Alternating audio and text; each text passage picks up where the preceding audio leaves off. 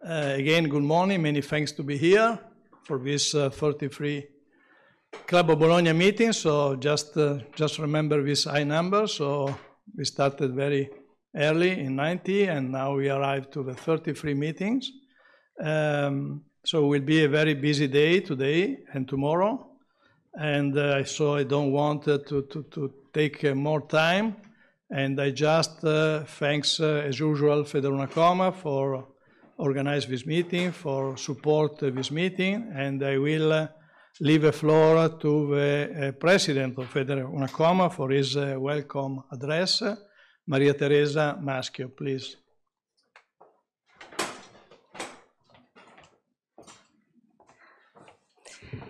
Good morning to everybody and welcome to EIMA. It's really an honor to be here, and I'm a little bit emotional because to see in this room all a lot of professors and a lot of people with a lot of knowledge in agriculture. It's really nice. What to say? Federunacoma is honored to support and to be a part of a club of Bologna. We know that it's a very important club for us, for the mechanization, because you give us the idea where the agriculture is going on. The Federunacoma is an association and represents all the most important companies in Italy. But 80% of these companies are medium, small companies. So they are concentrated on the work. Sometimes they don't have the time to think where the agriculture is going. So your work is very important in this sense, I think. I know yesterday from somebody of you that it's an important club that all the other countries of Europe are looking on this. So it's very important, and we are together in Italy for the Italian mechanization. Thanks a lot. Good work. I hope that you have a chance also to see EIMA, because really EIMA has grown a lot in the last years. And there are really a lot of machines that represent really the innovation, the technology, the agriculture, and you study and you see is changing a lot, okay? And we have to follow. With you, I think we are sure that we follow and we will have success. Thanks a lot, and nice work. Good work.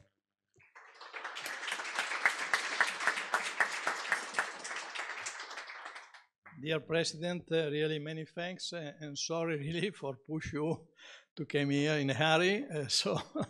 But we have really an intense program in these 2 days, so we have to try to stay in the time when possible. But thanks a lot, and again, thanks also for all Federunacoma staff for help in organizing and in supporting this important meeting. So I can start with my opening presentations. So as you can see also around the room, we have really a very high number of participants to this meeting. At present, we have, as you can see in the graphic, in the red line, more than 100 full members, 107 exactly. So we have around 65 full members here. This is a big success. So we used to put in our graphic this attendance index, that is the participants divide the members. And we are very close to the value you achieved during the previous meeting in Bologna. So maybe you can see that there's a little down last year in Hanover, but this was due mainly to the fact that it was not possible to follow the meeting in a virtual way while it is possible today. I also would like to introduce you to what has been established already during this year by the meeting we had with the management committee, that are the new full members. Patrick Pagani, unfortunately, is not here. He's a vice secretary of Copa Cogeca. As probably you know, Copa Cogeca is the most important European associations of agriculture and cooperative. So we are very happy to have him with us. Unfortunately, he cannot join us, but I think he is a very important resource for the Club of Bologna. Then Stefano Fiorati, a zero emissions and advanced drivetrain of Siena Industrial. As you know, all the representative people of the industry are delegate members, so that means they represent the industry. So please, Stefano, if you want to say some words or anyway. Thank you, Stefano. And then we try to also increase the number of ladies inside of a club. It was not so much before, but this is, I think, also a suggestion for the new management of the club. I will mention about that tomorrow. Is Patricia Ceuca from IVIA, Istituto Valenciano di Investigazione Agraria. She is responsible of the area of agricultural mechanization. Patricia.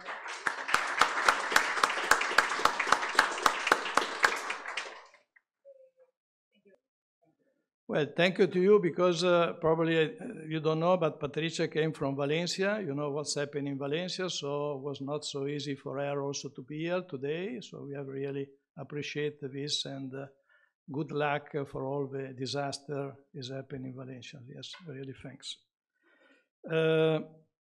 Then we have also, during this meeting, the 5th edition of Pellizzi Prize. So also here we go ahead.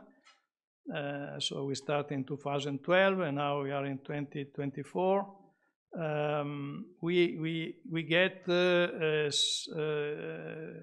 offer or the applications of 12 candidates for these editions. This was really a good number. This application has been evaluated by the management committee. The management committee have take care about the CV and the activities, and have been selected the following 3 winners. So up to now are in alphabetic order. I will just give them the knowledge about what is their positions during the day of tomorrow, where we have a special section dedicated to the Pellizzi Prize. They also make a short presentation about their activities, so 10 minutes, so in order to have also an idea of what they have done.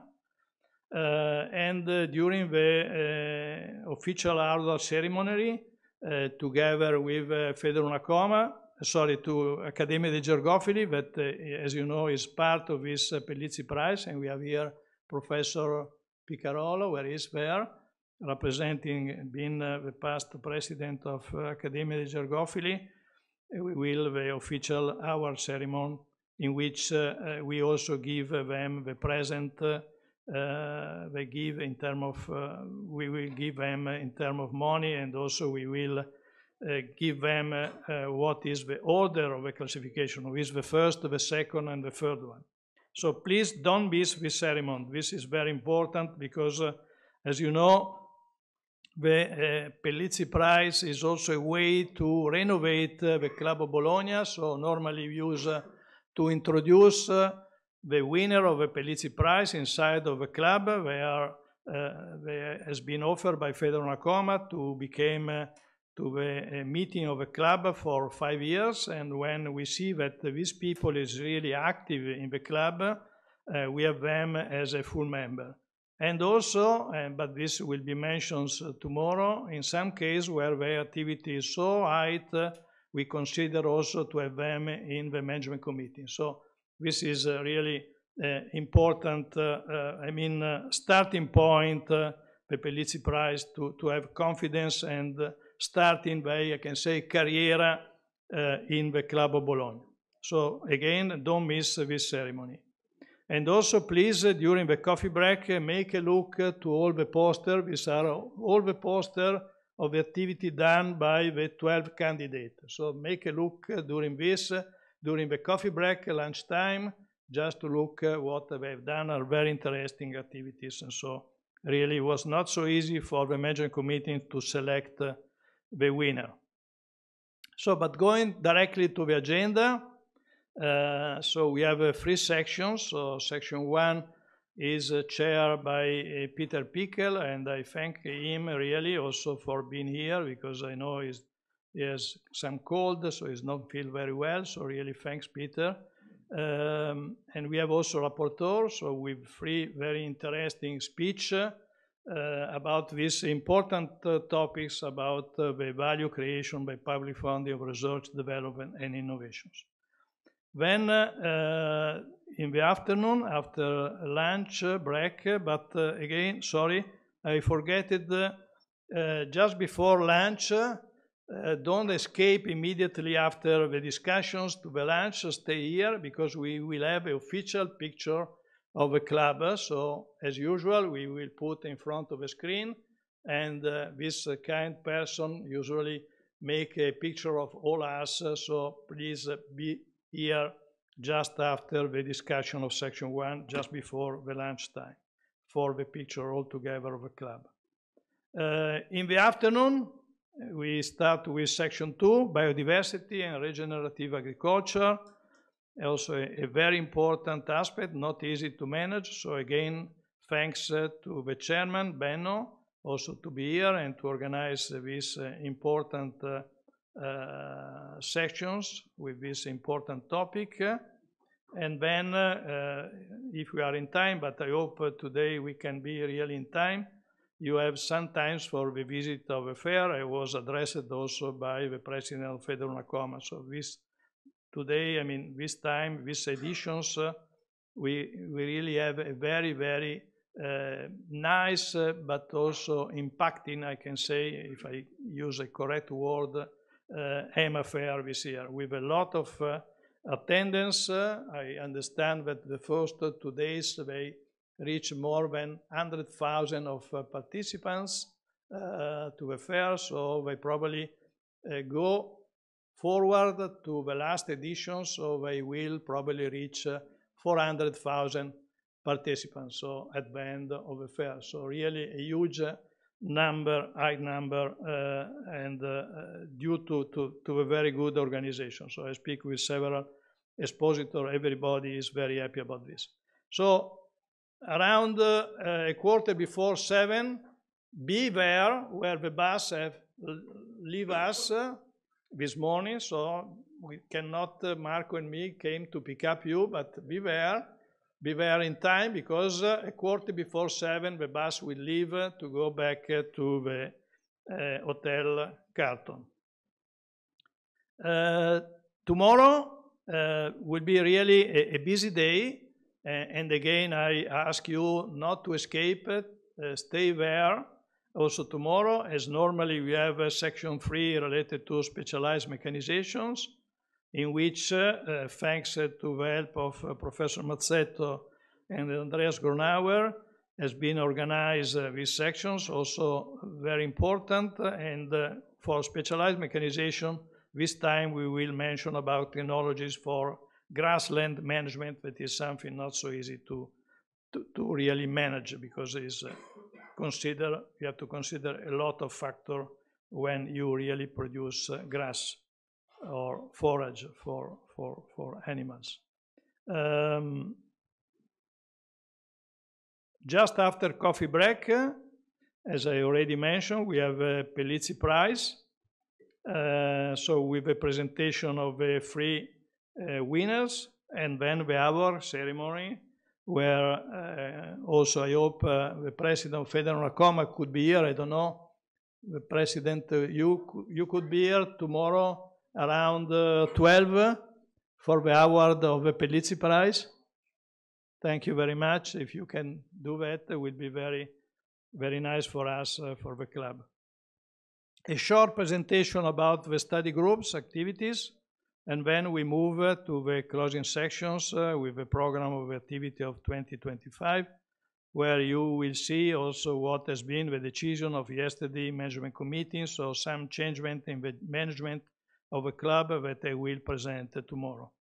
So after lunch, as usual, Professor Danilo Monarca will have organized and will bring you to a guided tour to IMA 24, mainly related to haymaking and silage machinery produced by Italian manufacturers.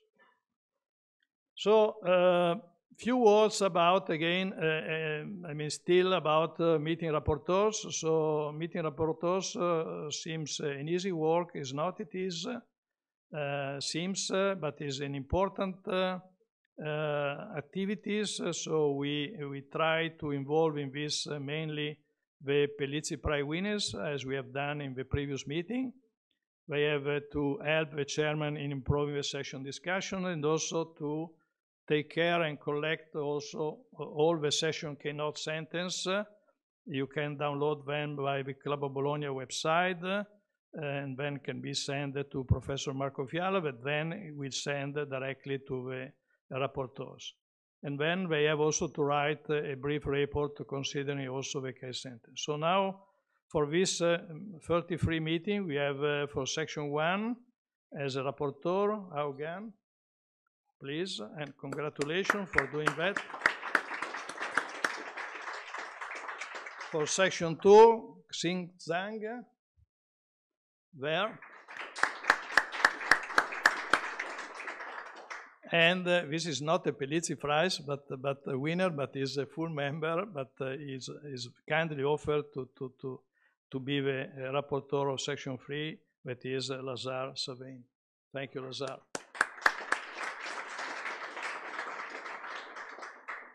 So, as we have done in the last 2 editions, I also ask you, please, to fill the case sentence I already mentioned, but also this leaflet in which we ask you to give us and give to the management committee and to the president a suggestion about the topics you think could be of interest for the following Club of Bologna meeting. So also do that.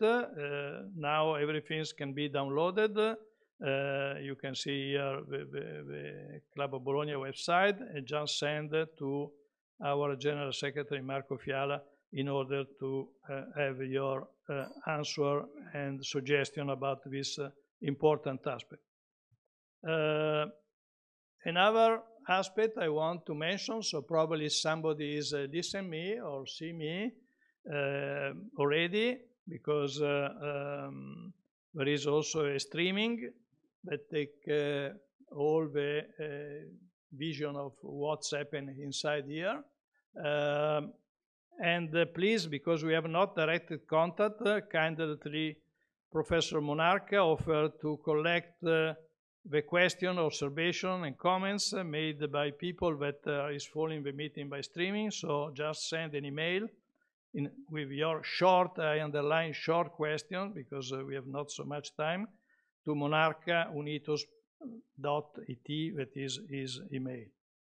So nothing more to add. So I really wish all of you a fruitful 43 Club of Bologna meeting. And I leave the floor to Professor Pickel and thanks him again for being here and for organizing these sections, despite his not really 100% good feeling. Thank you.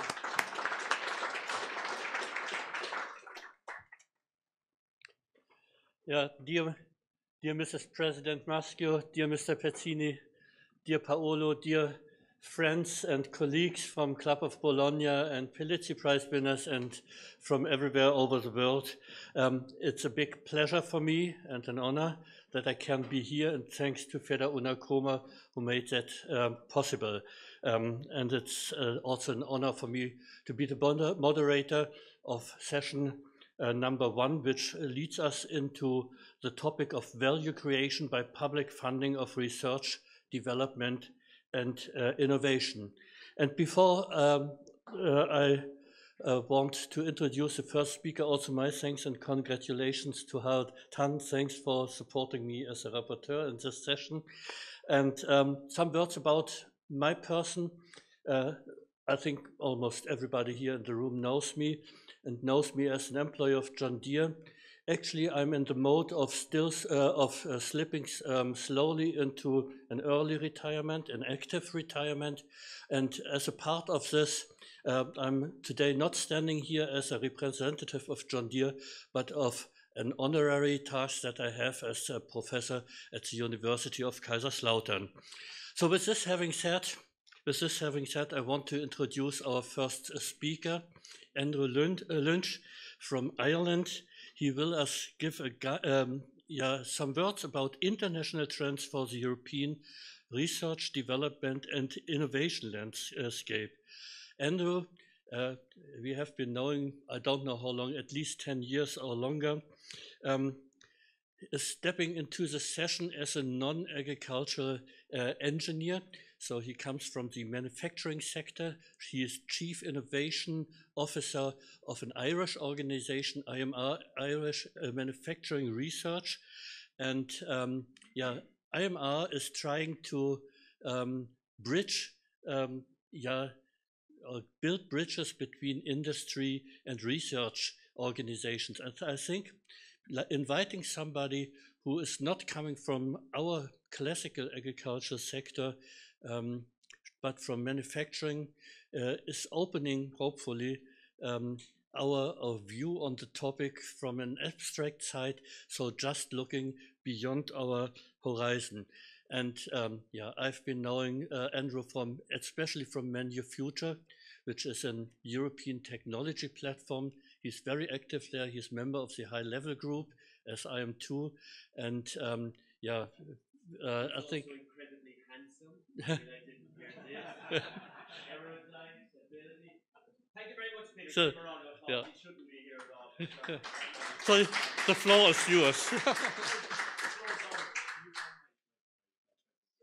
Anybody here from Ireland?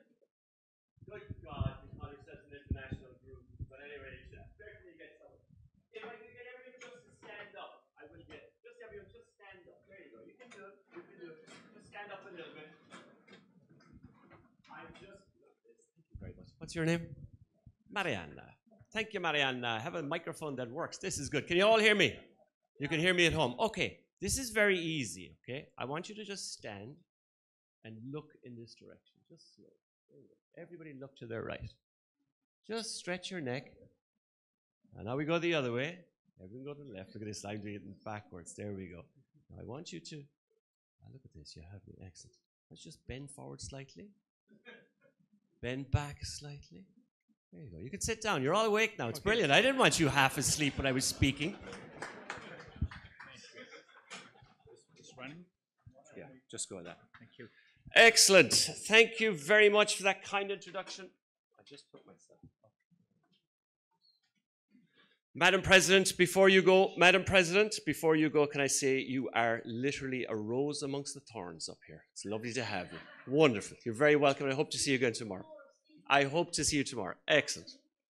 Okay. Let's give her a round of applause. She leaves wonderful shoes being able to make it here. Good. You're going to be entertained for 30 minutes, but I am, as Peter said, in the advanced manufacturing side of the house. But I do come from Ireland, and it is a beautiful country. It rains a lot there, I got to say. Great for agriculture, not great for tourism. How many people here have been to Ireland? Look at that. Paula, you haven't been to Ireland? Could you stand up, Paula, if you wouldn't mind? Just stand up. Okay. I just want, before I start, sorry. You're quarter Irish. Hey, you're more Irish than I am. You should be up here, I think. That's brilliant. Paula, please stand up. Please stand. Please stand. I'm not done with you yet, as they say. I was coming in this morning, and Marco had brilliantly organized this. And I, like an idiot, hadn't got a ticket. And I was presented with the fact that coming to the Club 100 Bologna, that I was going to pay for my own entrance to come in and talk to you people. But Paolo, very kindly, Paolo Gay, very kindly organized a ticket for me. So if we could all give Paolo a big, warm round of applause, I wouldn't be here without him.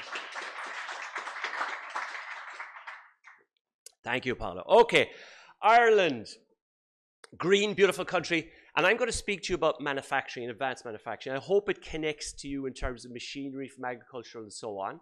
And I'll be talking about policy. But before I start, people look at Ireland and they say, what manufacturing are you doing there? And I can give you the cold facts. I can tell you that manufacturing in Ireland represents over 30% of our GDP. I can tell you 12% of our employment comes directly from manufacturing. But actually, it's a lot cooler to tell you that manufacturing on the island of Ireland has an extraordinary impact on the sex lives of older people.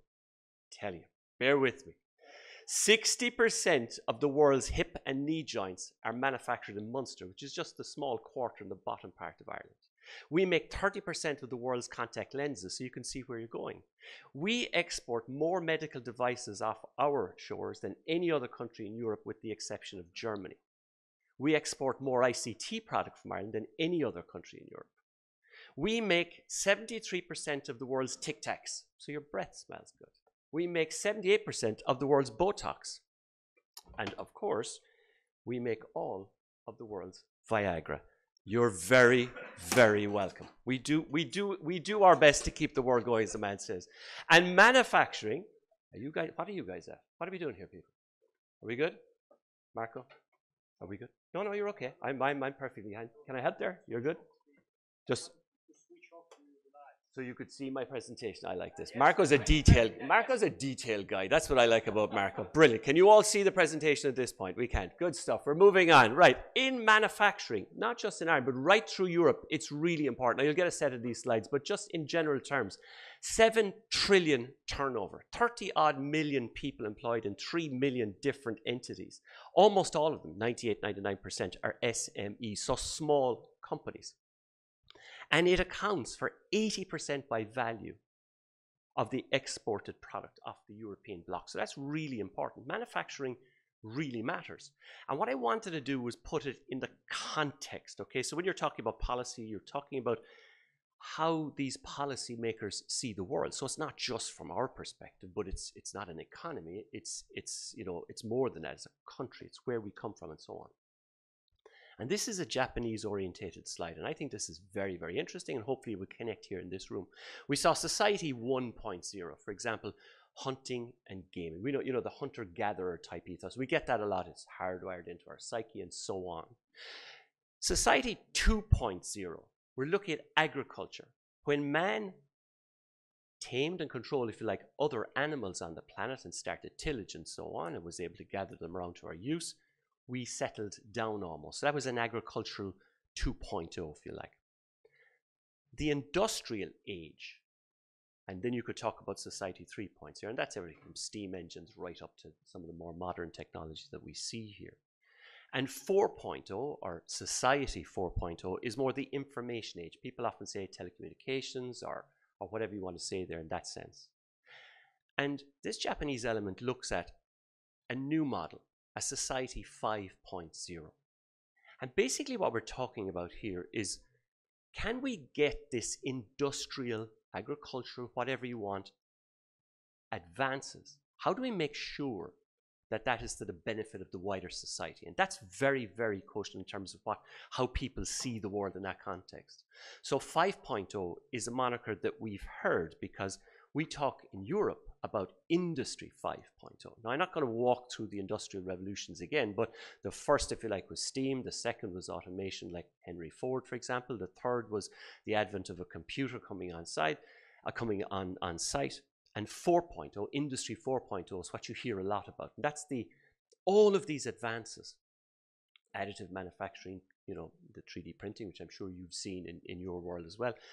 Big data analytics, quantum computing, AI, all of these technologies are emerging more or less at the same time. And that's causing, I suppose, an opportunity, but equally a huge challenge. So from an industrial perspective, the people who are out there making machines, for example, like they have huge choices to make. And we see this in a very linear fashion. I always hear, oh, robots are coming to take our jobs and AI is going to replace us all and so on. We've been listening to this for generations, really, in that context. But just think of this. When my daughter, I was just talking to our prize winners over there, very, very impressive young men and women. And I have children that age. But when their kids are going to college, there'll be 50 million people less in Europe than they are now. Like, there's extraordinary changes coming to us in the context of where we are. And we are in a global setting here.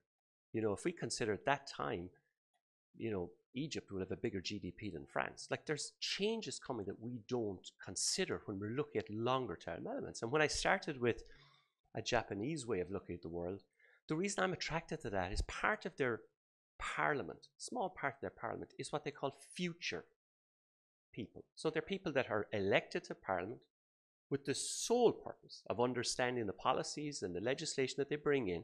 How will that impact future generations? And it's lovely to say that in this room because you are in agriculture. If there was ever an industry that was built around the future, it's this.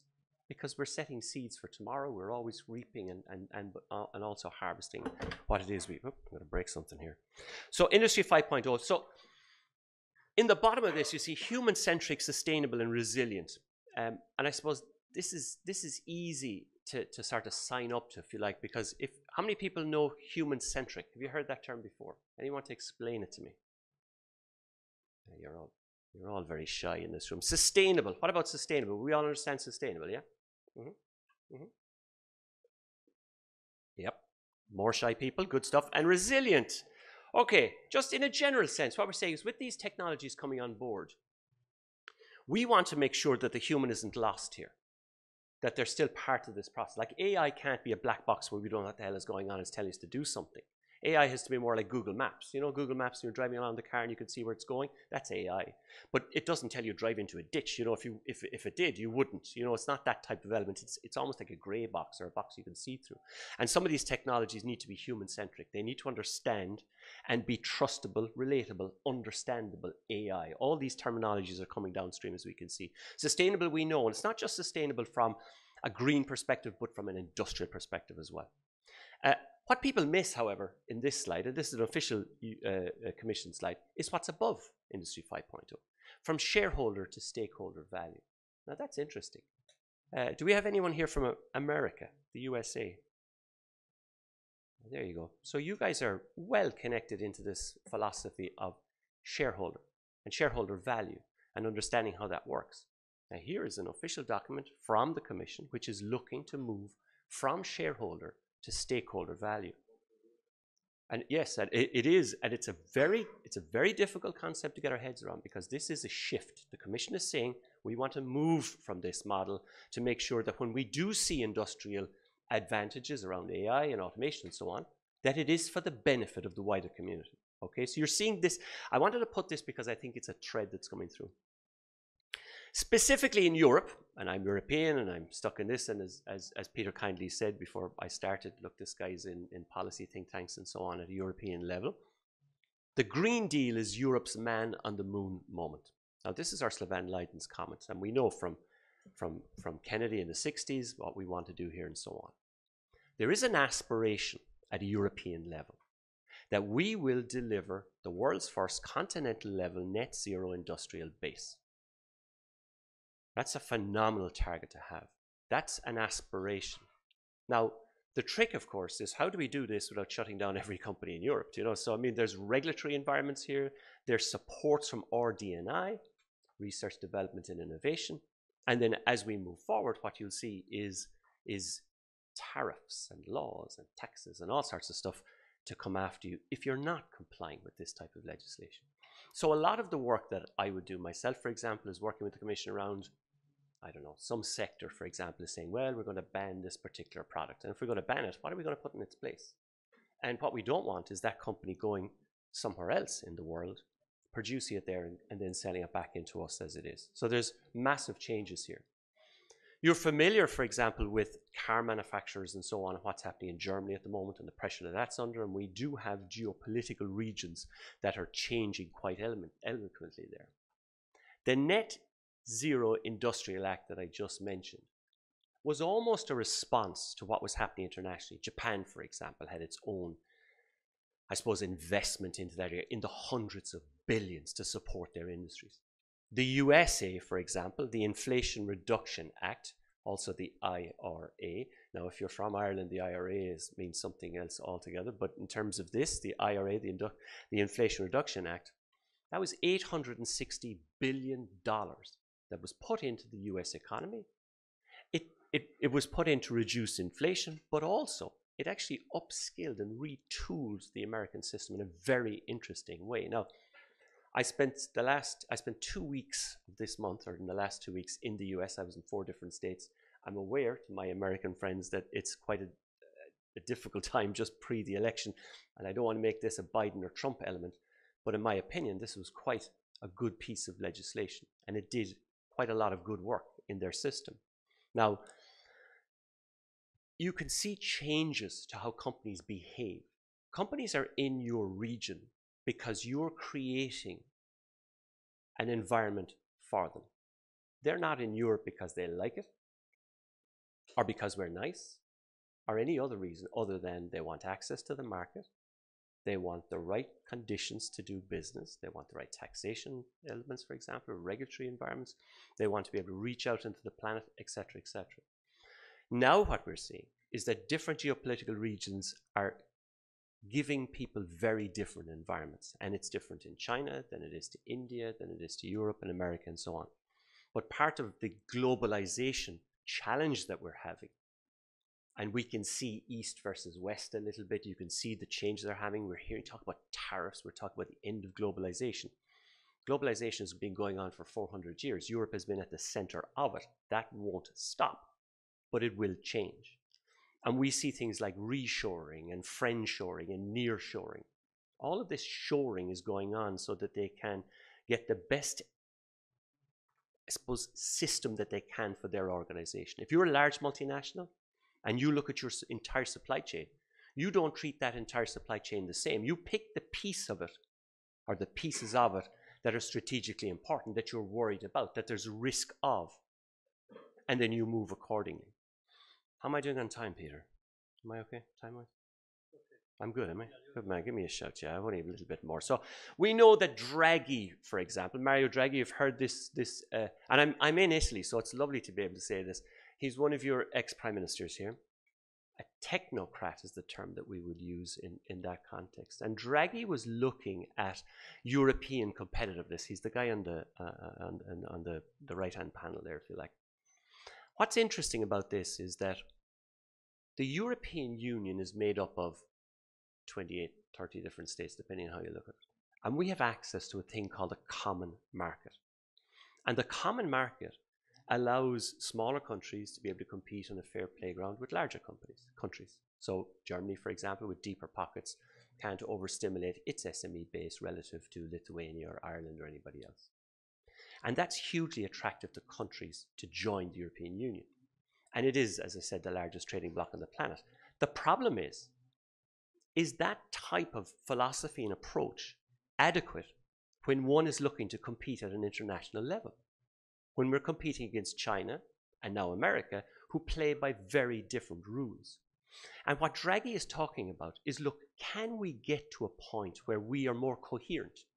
Draghi talks a lot about coherency of, oh, what's happening here? What did I do here, Marco? Just press it. Ole, ole, ole, ole, ole. Big round of applause for this guy. This is tough to do. Here we go. Well done, well done.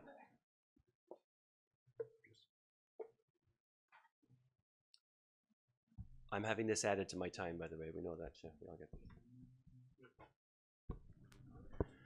So Draghi, when he was talking about it, Draghi is looking at this and he's saying, can we get a common space policy, defense policy, agricultural policy, energy policy? Can we do this coherently as a group? And Letta, for example, who's also an ex-Italian prime minister, if I understand correctly, and that's a very, very readable report, actually, much more than a market. And he talks about the philosophy of being European and the ideation of it and what we feel as Europeans. And there is a difference, and you can see it in the policy elements that we've got here around green technologies and so on. There's a difference in how we approach that.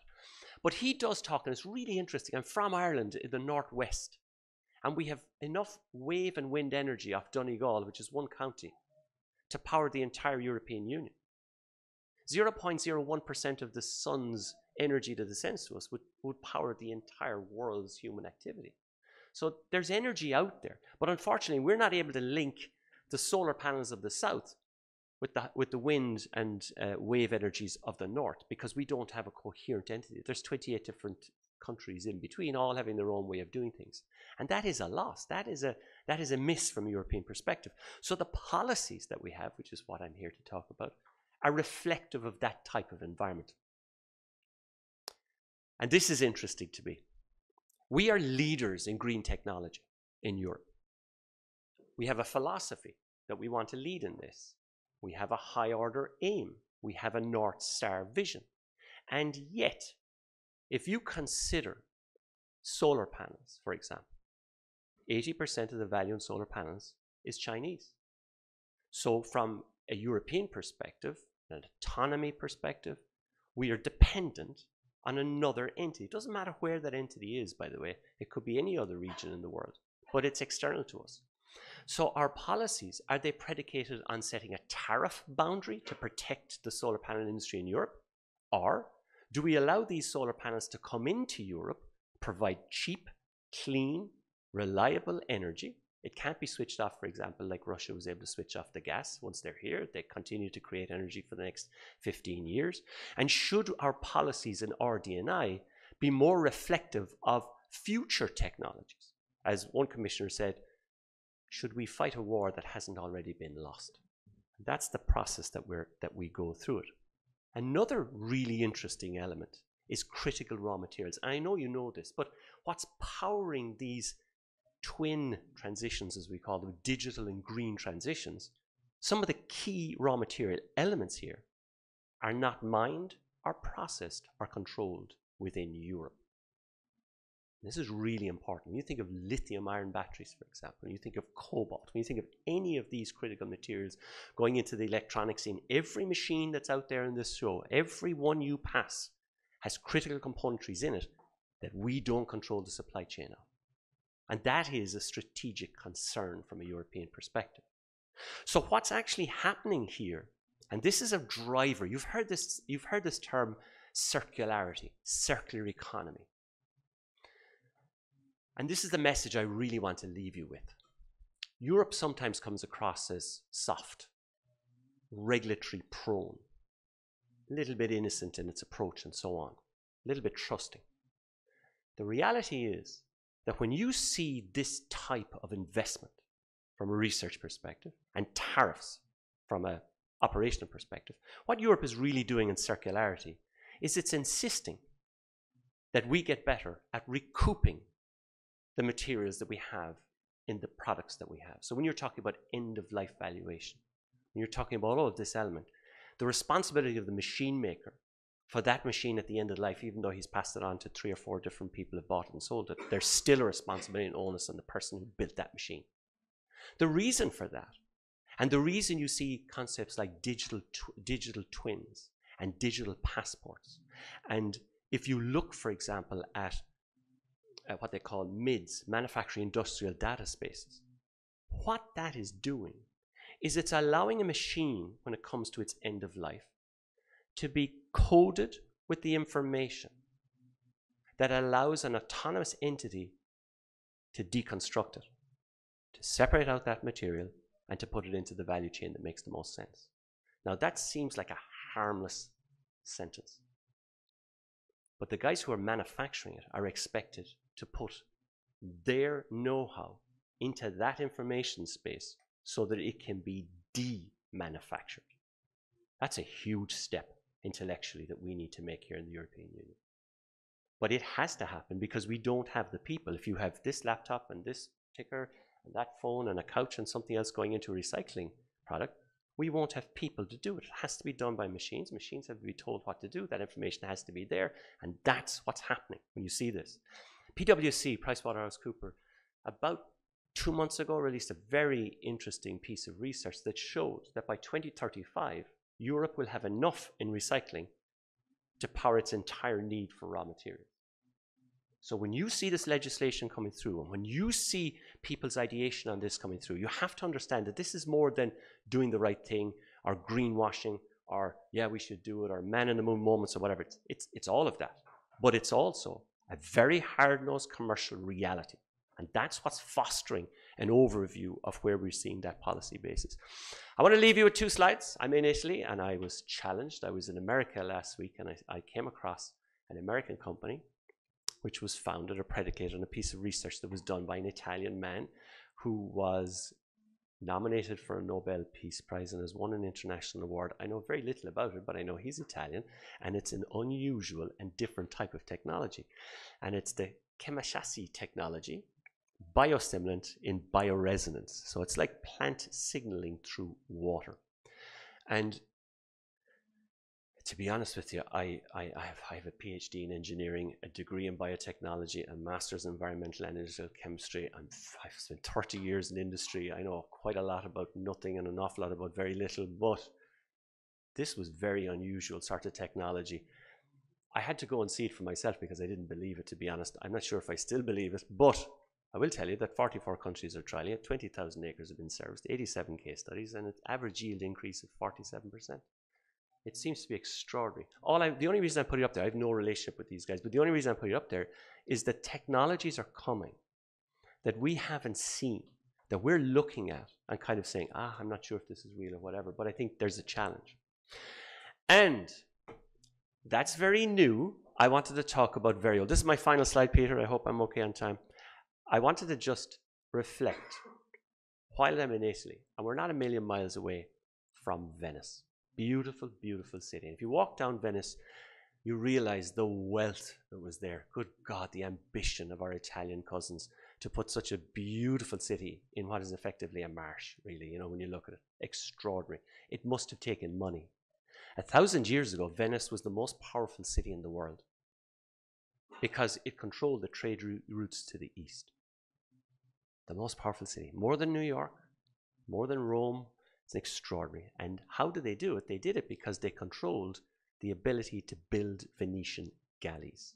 They could build Venetian galleys at a rate of 2 a week when the British were building 2 a month. And what they did was, in the arsenal section of Venice, they were using the canals as a conveyor belt. And they were the first shipping nation in the world to build them from the bow up.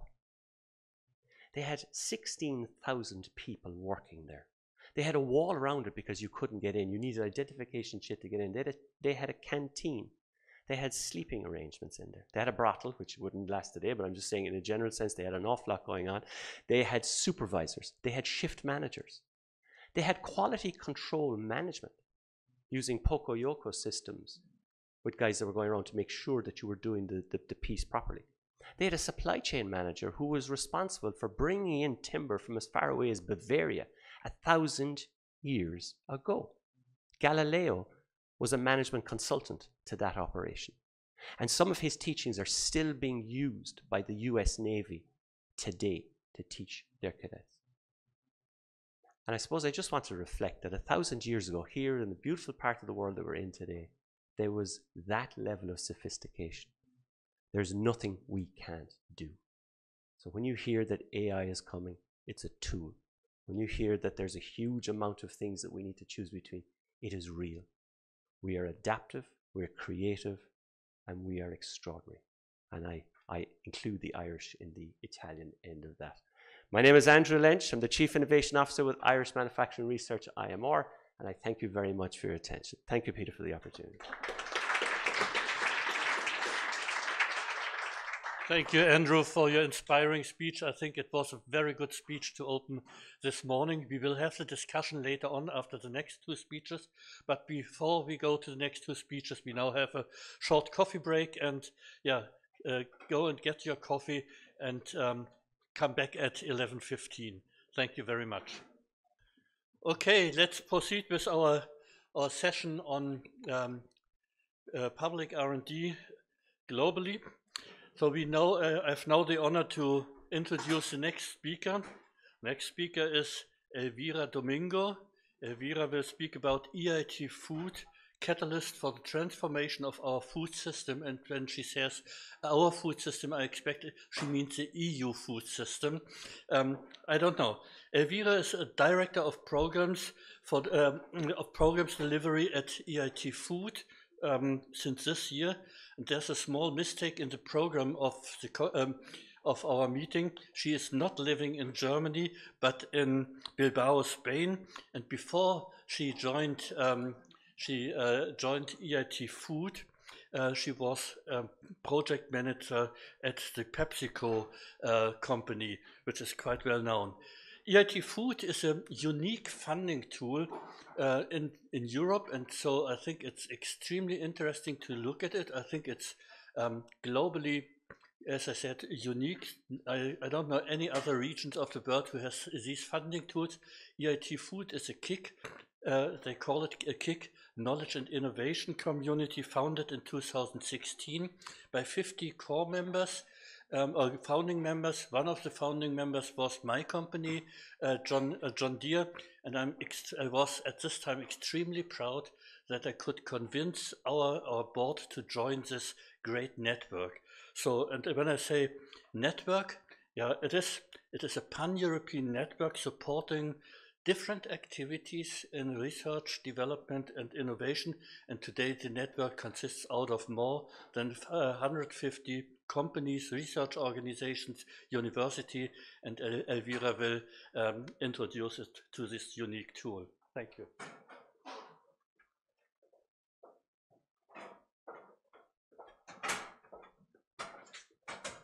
Thank you very much, Peter. Yes, please. Thank you. Thank you very much, Peter, for this fantastic introduction.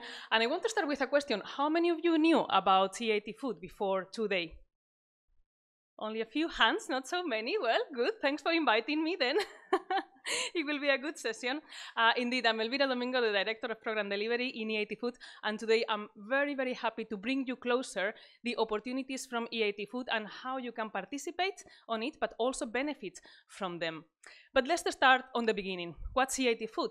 EIT Food is part of a very dynamic and exciting community of 8, well, now 9, knowledge of innovation communities. Andrew, there is one in manufacturing. Please have a look at that. We all together are addressing the most important and pressing societal challenges. And how we are doing it? We are supporting innovators, startups, entrepreneurs, but also research and universities, students, on the way of transforming the society. Of course, in food, we are addressing the food challenges. It's not a secret that in 2050, we will be 10 billion people we will have to feed. Nowadays, there are 2 billion people that are overweight, while 800 million people go hungry to bed every day. On the other hand, we are throwing away the 30% of the food that we produce. And part of this happened already on the land. Not to talk about the CO2 emissions, but also the water management and water scarcity issues that we have. On the other hand, in Europe, we are really good in research, and there are plenty of evidences about that. However, we are failing in this process of transferring the R&D results into products and services. And this is our reason to exist as well, because nowadays, 9 out of 10 startups fails in the process of becoming a real business. We need to support those entrepreneurs to make sure that they can transform the agri-food system. How have we done it? We have created a community. And as Peter was saying at the beginning, we started back in 2016 with 50 partners. Nowadays, we are more than 150, but we are also working with partners and non-partners. Who are those partners? Universities, research centers, SMEs, corporates, and startups. Of course, there are some great Italian examples, like the University of Turin, University of Bologna, Inalca, the Future Food Institute, and some other research centers. And here, of course, I want to welcome you and your companies to be part of the EIT Food Network, whether you become partners or not, but there is a room to collaborate in many different initiatives. And I will explain some of these initiatives in a minute. We are split across 3 regions. I am not lucky enough to be in Italy, but I'm very, very lucky to be in Spain. However, I have colleagues as well in Belgium, in Germany, in Poland, and all together, we are developing initiatives across all of Europe. Of course, we also have very strong alliances across Southern and Central and Eastern Europe countries. In Italy, for example, we have an alliance with the University of Bari in the south of Italy that also help us to bring the message, but to include students and startups in our initiatives. So far, and now that we are talking about agriculture mechanization, I would like to highlight that we have trained more than 1,000 farmers only in the 5 southern countries. We are working with more than 1,600 entrepreneurs and training more than 40,000 students. From some of our initiatives, we have created more than 190 jobs, but this is not only. The investment that is attracted by our startups has reached only in the last year more than 200 million euros. And our investment in entrepreneurs and innovation initiatives has been higher than 70 million. So these are some data. You can dig in later on if you want, but I want to bring you today what are the opportunities, because you may be thinking, okay, yes, but how can I participate with you? Let's start from the beginning. Everything that we do is addressing three main missions that we have defined, and those are focused on healthy nutrition, a sustainable food system, net zero food system, but also a fair and resilient food system. And this has to do with everything that we do on labeling, packaging, but also traceability and protein diversification and regenerative agriculture. Regenerative agriculture is one of our main initiatives nowadays, and I would like for you to know about it later. How can you participate in these missions? Well, first, you can take part in Think and Do tanks. Both partners and non-partners can participate in these initiatives. Of course, partners have some more support to participate in the main 2 Think and Do tanks that we have on healthy aging and protein diversification, but everyone can participate. And the aim of having those is for you to collaborate, to co-create initiatives together, to apply for EIT food funding, but also to other private or public funding that can be available. And I was talking about our opportunities. Well, we have our impact funding framework. This is an initiative that is open all the year through several windows. Next one is closing very soon, but the next one available will close in March. And you can apply through 2 routes, the single programs and collaborative programs. Single programs, you only need another partner, and you define one of the priorities, either regenerative agriculture, alternative protein, or packaging in which you want to work. And you apply for co-funding. It's in this case, the co-funding is on 70%, and the projects can last for about 2 years. The aim of all projects is not focused on research, as I was saying on the beginning, is focused on innovation, on bringing the research into the market as products or services. And we have collaborative programs as well. These are for wider consortia, more than 2 partners. And of course, the topics can be also wider. It's not only so closed as regenerative agriculture or labeling. But we can talk about that later. Just to give you an example of one of the projects that is led by an Italian institution, the University of Bologna. They are working with other Italian stakeholders like Agricolos, but also other European organizations. And here they are using data analysis to improve the animal welfare on dairy cattle. But this is only one example. In every round, we are funding around 11 projects, so it's quite a good success ratio.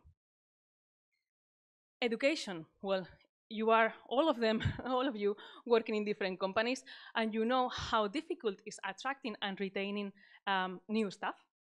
So we have an internship program that is paid by EIT Food, and you can bring into your companies students for a period of 3 to 6 months, and they can participate with you, and then they can stay with you, of course. We have a very good track record of this program, and this is one of the best ones, I would say. But there are also sometimes that we need access to experts, to scientific knowledge, to speakers, to peers from the R&D side, and people from R&D in your companies can participate in this community, the Agri-Food Futures Expert Community. They will find peers, they can share knowledge, but they can also provide services to other initiatives and institutions. And I would also like to talk about upskilling and reskilling our staff, our employees. We have, for example, a program that is called New Product Development. These are all led by the University of Turin in Italy. And here we are training with new methodologies and techniques to develop new products in the food sector. This is only one, but we have also for women leadership development that is also led by the University of Turin. These are just to mention a few of them on education specifically, from which you can benefit and in which you can participate as partner. But of course, we have our core is supporting, as I was saying at the beginning, entrepreneurs, startups, innovators. How do we do it? We supported them from the beginning to the end, from when they have an idea and they are not even registered until they have a scale up that already have a product in market. How do we do? We have a few flagship programs. I would say Seedbed is one of them, and I will explain the others later. It's our incubator, and it gives access to those early stage initiatives to the first customers. We have the Food Accelerator. This is an accelerator as well. And the Rising Food Stars is the association for the best European agri-food startups. And I would like to highlight one which is focused in women entrepreneurship. In Italy, we have been running it for 3 years together with the Future Food Institute. Now it's a program that is sponsored by Nestlé in Italy. And with this, we have registered around 3 startups per year, taking into account that only 10 women-led startups are participating from Italy each year. So it's a very, very good program. They have attracted last year 5 million euros in investments. So it's a pretty relevant initiative. And since most of you today are companies, I would like to highlight this initiative that we have for open innovation. Sometimes what we see around Europe is that the SMEs and the family companies lack to know how to work with startups and with innovators. Through this community, we have encouraged them to share knowledge, to share best practices, and for them to make them easier to participate and develop innovation together with startups. At the moment, we have several Turkish organizations like EFES, Delta, and Spanish one as well. But we would be more than happy, of course, to have also more Italian companies being part of this community. And since we are in agriculture today, I would like just to highlight 2 more initiatives that are very, very relevant for us. One of them is test farms. Through the Test Farms program, what we are doing is matching startups with farmers so that the startup can test their technology on the ground and the farmer can benefit of having a new technology. Of course, the farmers are always afraid that they will be losing money because of the new testing, so we cover part of those expenses with some co-funding. And in Italy, only last year, 14 Italian startups were able to test their technology. We have already some very, very good examples of startups that have developed themselves very well after this program, and they have attracted funding because they were able to test their new solution in different crops. So again, it's a case that I always will like to highlight. And last but not least, the Regenerative Agriculture program. Here, this is a program that started back in 2018 when almost no one was talking about regenerative agriculture, when people were telling us, what are you doing? What is that on regenerative agriculture? So what we started doing was training farmers by peers, by agronomists, to see new methods on how to transition to more sustainable practices. But we also give them advice, and not only for a very small period of time or a training, but for 3 years. so that they can make sure that they can implement regenerative practices across the time and they can see the benefit of having those. Of course, it's not only about training farmers, it's about measuring the impact that you are having on the plants, but also on the ground, on the soil. And probably our next speakers will talk about that later. And of course, public engagement, raising awareness among the consumers, the citizens, on what are the benefits of transitioning to more sustainable agricultural practices. This program, as I was saying, started in Spain and Italy, and now it has grown, and we have different landscapes all across Europe. The latest one is happening in Navarra, in one of the regions of Spain. It's co-funded with Cargill, Danone, and Group Malte. And the aim is reducing the uses of mineral fertilization and phytosanitary products, but also improving the crop rotation and the conditions of the soil and plants. And yeah, with this, I would also like to say you to join our community, to be part of our partnerships. I will not be telling you about all the details, boring details probably, on how to become a partner and what are the benefits of it. But please, if you want to become part or participate with us, drop me an email and I will address you to the right contact. I'm very happy to say that as well that we participate in Horizon Europe programs, and we have some of our partners here today with us, which is great. So yeah, for any innovation initiative that is helping to transform the agri-food system, just drop an email. Thank you.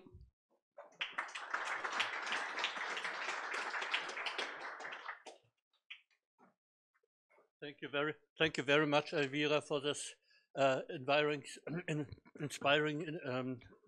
presentation. And with this, I want to lead over to the last speaker of the first session. It is my dear colleague, Brij Singh.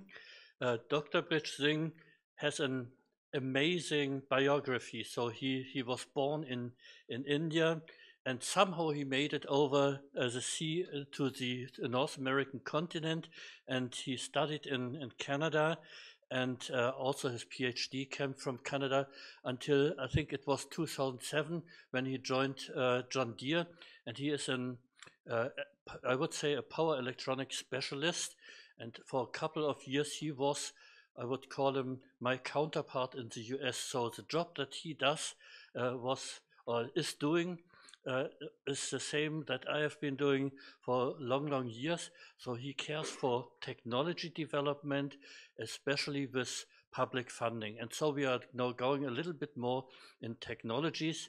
And Brij, the floor is yours.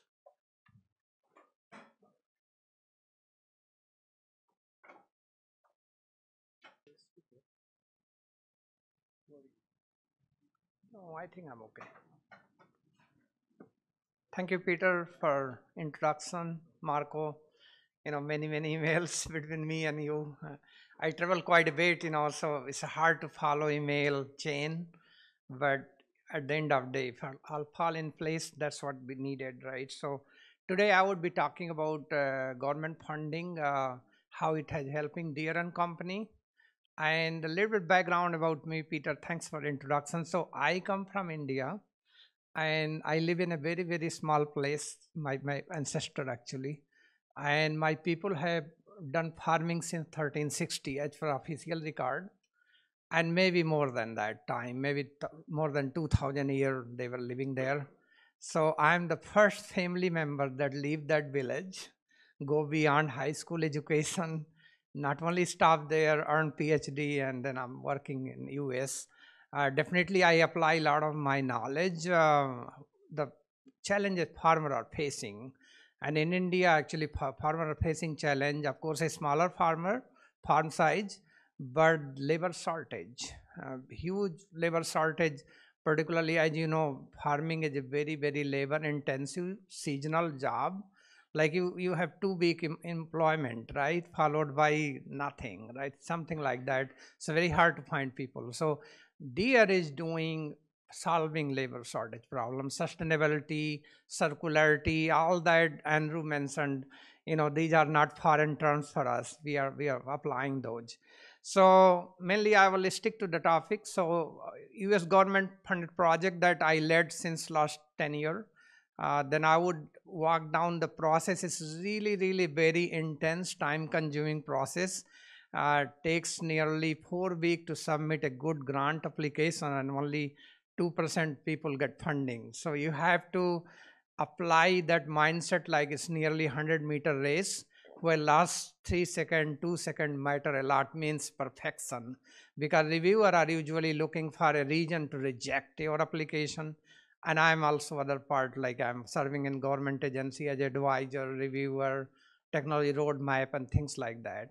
Then I would talk about technology, tech competency we achieved using these grants, business value we bring, because always I get questioned that why we are doing these projects in collaboration with universities. And then couple of successful projects. One of them is Power America project that actually I developed very advanced inverter technology. I don't know how many in room are electrical engineer and even background in power electronics, so I will keep it very high level. But one thing I can tell you that Tesla Model S, Model Y car is actually silicon carbide inverter, but I would say John Deere would be probably the first company in the world that produced silicon carbide inverter and put in the vehicle and told about it. And we are going we are going to put silicon carbide inverter, which is very advanced powertrain material devices. You would be able to buy silicon carbide inverter driven tractor in few years in down the road. K active project and some summary comments. So these are the projects that I led in last 10 years. The first one was the Power America project. As you all, some of you may know that when President Obama was in office, he began establishing what you call US Manufacturing Institute. So Power America was the second, and I was lucky to go in that event when Obama came in NC State University. I was invited because I was the part of the core team that wrote that application. This is $140 million program and has significantly changed the paradigm of the supply chain for drivetrain, electrification componentry.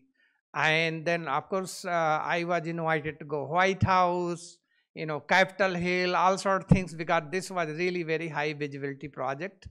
So it was nice to be in that group, right? And then that success feeds success. So after conclusion of that project, then I got another grant, nearly $4 million project.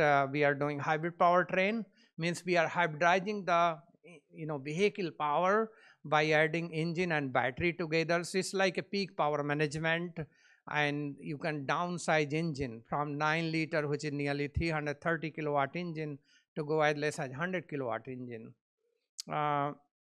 Things like that. Now we are going also, lot of vehicles are going to become battery powered. Anything that's less than 100 kilowatt will become battery powered. Once you put battery powered vehicle, you need to provide a very reliable charger. Today we take the fuel to the vehicle, tomorrow we'll take charge to the vehicle. You cannot just expect I'm going to put EV in the market and people will buy, and charger is actually a huge problem. Actually, somebody did survey and only 70% satisfaction is with the charger, which is not acceptable at all, right? When you go fill up your car, petroleum, gasoline, whatever, it works all the time. Charger must work all the time, right? So we are developing very good ruggedized charger that will do all sort of things, functionality. I'll explain a little later. Then another thing I'm looking into, gallium nitride, which is another advanced material.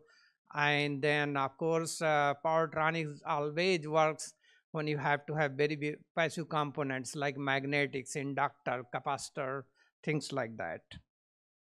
So this is actually the process that I like to walk it down here.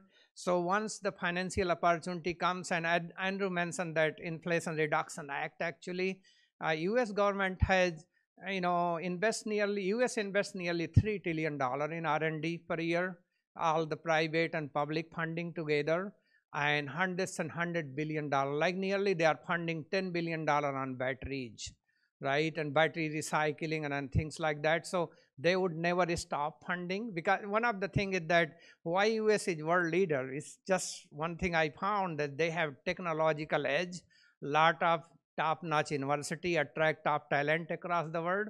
So whenever the funding opportunity comes out, then people write me email, hey, Bridge, we like to write a proposal with you and things like that. So it takes nearly a month to form the team. And once team is formed, then we write a concept paper, which is to basically address most of the challenge that grant is asking. And once concept paper get accepted, sometimes they call encouraged.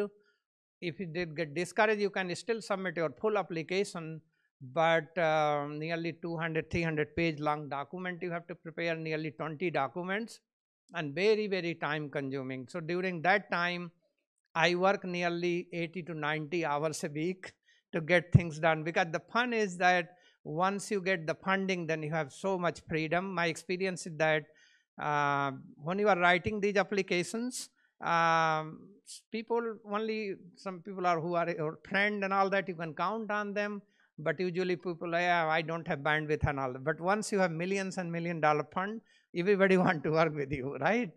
So you want to be on the side up, you have money. And so anyway, that's a fun. I enjoy doing that, because my background is I was university professor before joining DL. So as you know, university professor always go after funding. But anyway, so once it is there, then it takes nearly 3, 4 months, 5 months to review it. And once it is reviewed, then you get award letter from government, and then negotiation begins. Nearly it takes 4 or 5 months to negotiate various things like data management, IP right, manufacturing in USA, who will work on it, how much work can go outside of US boundary, and a lot of things, right? Plus the compliance training, you have to have administer all those trainings and everything. Once that is done, then award get notified, and then fund begins.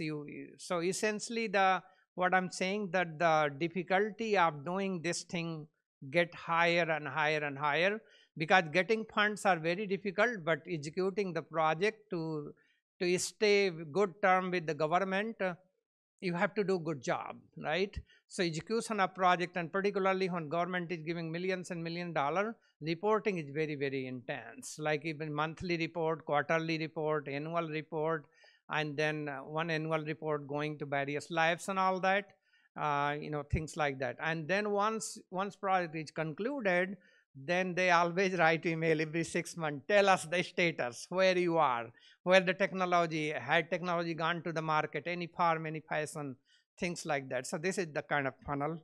And of course, I get experience. And when I got my first funding about 10 years ago, I was told that you are technical, you should not work on anything on the logistics like reporting and all that, go find someone. And I tried finding that, someone never found. So I did it myself. So learn it along the way. So this kind of thing that I'm explaining here, there's no college degree, no education you can get. You have to do your work yourself. So anyway, this was the first project, nearly $15 million effort. We developed a silicon carbide inverter. Some of you may know what silicon carbide is. It is actually wide bandgap material, much advanced than silicon semiconductor that it's in your phone, your laptop and all that. This actually can go very high frequency, very high voltage, can run very high temperature, and very good thermal conductivity, and other issues are like not very, very good for benign for cosmic radiation and things like that. Then other material, gallium nitride. So these are the two material, and actually US people have worked nearly 50 years before it got materialized.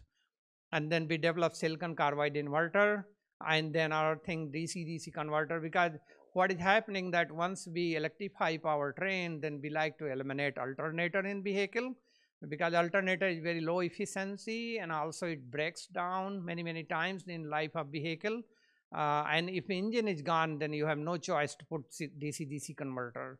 So we develop all those, and then enabling technology that it occurred during this project, 5-year effort, packaging and thermal management. Some of you are mechanical engineer, you know why this is extremely important. Then controllers, like gate drive and all that we developed. I was told that silicon carbide devices will not work. Moment we apply voltage, they will blow up, things like that. So we develop our own gate drive, making sure it works no matter what type of machine you are driving, magnetics you are driving, and things like that. Then advanced current sensor, and then advanced motor control system. I would say control system like a very high bandwidth control system. And the layman of explaining it that like you have 4-cylinder car versus 6-cylinder car. If you want to change the lane, 6-cylinder, quickly you get boost of the power. 4-cylinder, you need to look at the behind the blind spot and be careful and things like that. So high bandwidth control is actually giving the operator of the vehicle the freedom where you are applying more power the most, right? Like you need a lot of power, inverter will pump out that power.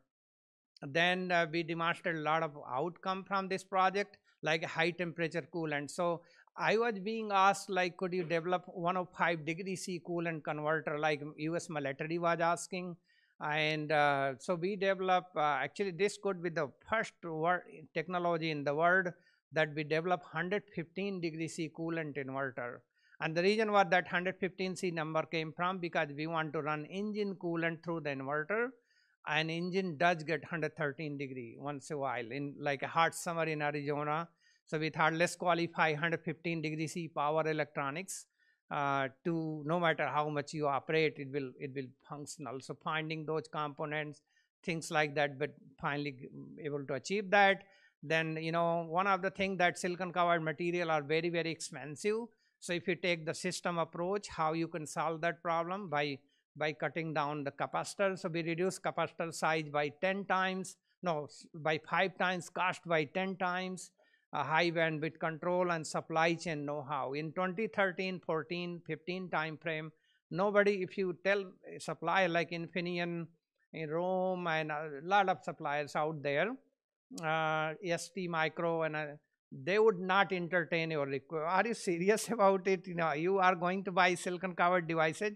Because first power module that I bought was like nearly like iPhone 11 plus, like 12 plus, and the cost of that module is $30,000. So you can imagine that people are, not, you need to be serious in order to asking those. So we developed that power module, actually put our Gen 2 silicon carbide inverter. But look at what technology is doing, because wide bandgap devices are known to miniaturize the powertronics. And then here comes the sustainability. Think about like you cut down the 1 kilogram copper, 1 kilogram aluminum from your manufacturing, you are setting aside nearly 40 kilogram carbon footprint. So miniaturization is the right thing to do, right? Making it smaller, so you are cutting down precious metal, because they are not going to last forever if you keep using the way rate you are using. So anyway, so all those great things came out from this project.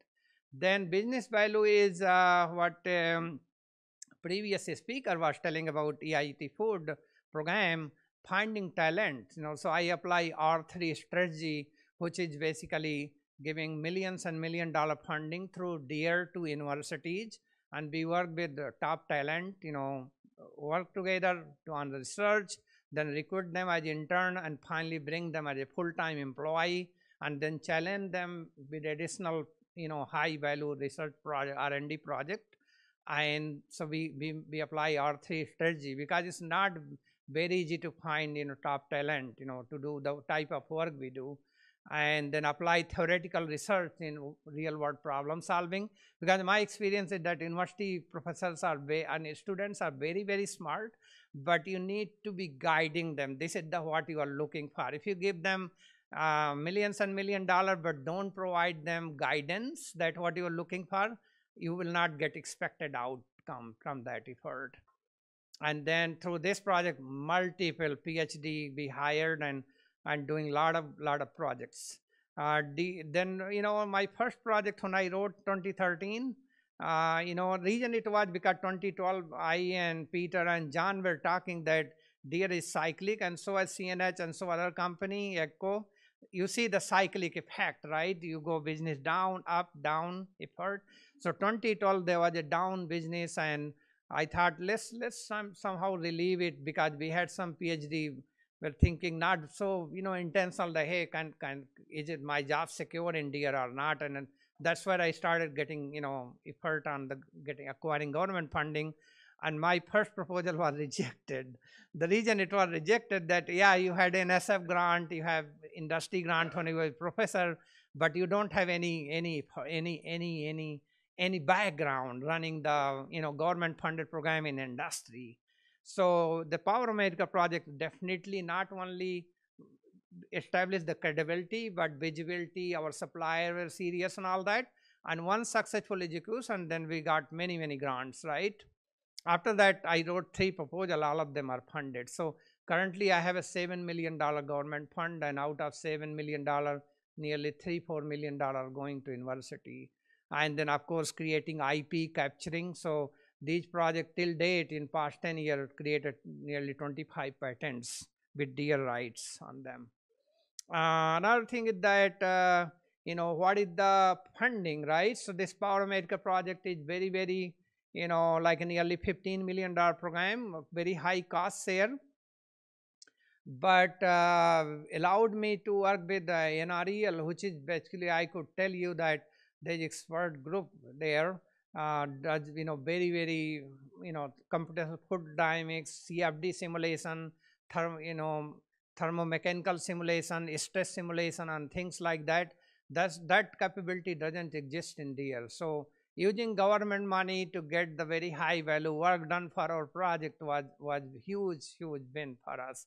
Not only that, when I developed this inverter technology, I was using 12 die per MOSFET position. Means take one switch, call it a die, that switch is made of 12 parallel, small switches. From that effort, I gone from 12 to 5, nearly 50% reduction, more than 50% reduction in the silicon carbide content. So yes, device is costly, it's new, but if you apply system approach, you can make it go. You can develop at system level, cost neutral, possibly cost negative, and performance superior solution. That's what actually you are looking for. Then we were developing engine coolant capable inverter that I mentioned earlier.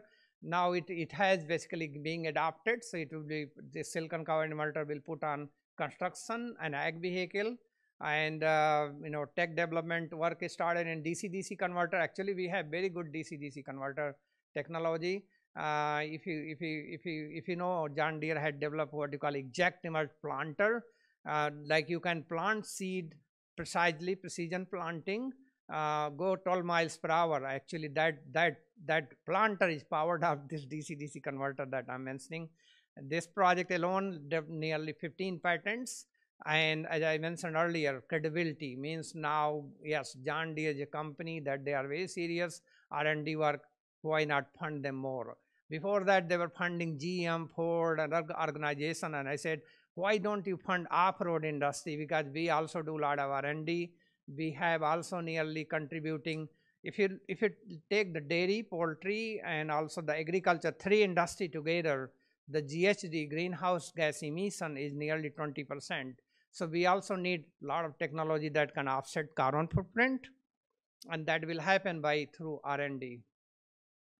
Then active project, currently I have this diesel electric hybrid powertrain. So what that means, that we are hybridizing the engine vehicle power.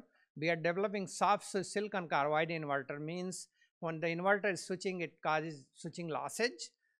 Means you have to eliminate those losses. So basically we are developing, we would not have any switching losses, only conduction losses. Silicon carbide inverter by itself is nearly 99% efficient. It cannot be better than that. But the advantage is that if you are switching 5 kilohertz, but if you go 30 kilohertz, then it is going to bring additional advantage, like better current going to the battery, better battery life, better motor life, and all that, insulation, things like that. So that's what we are after. Silicon carbide inverter has issue of bearing current failure. So we would solve that problem. Then also DC-DC converter is being developed, much advanced magnetics and all that. Then we are also developing a vehicle power management technology. Means how rapidly you are applying the power where needed the most. That you have to do basically what you call predictive control. So we have to do that, and that's what we are developing. And then another thing is that their aspiration that we want to eliminate a lot of cooling loop, because in John Deere vehicle, you have engine cooling loop, you have transmission loop, then you have inverter cooling loop, right? You have battery cooling loop. How many cooling loop you want? Go and look at the tractor in the floor here, how big they are, but they don't have any room actually to put one more loop there. So we want to basically eliminate the water retention glycol cooling loop.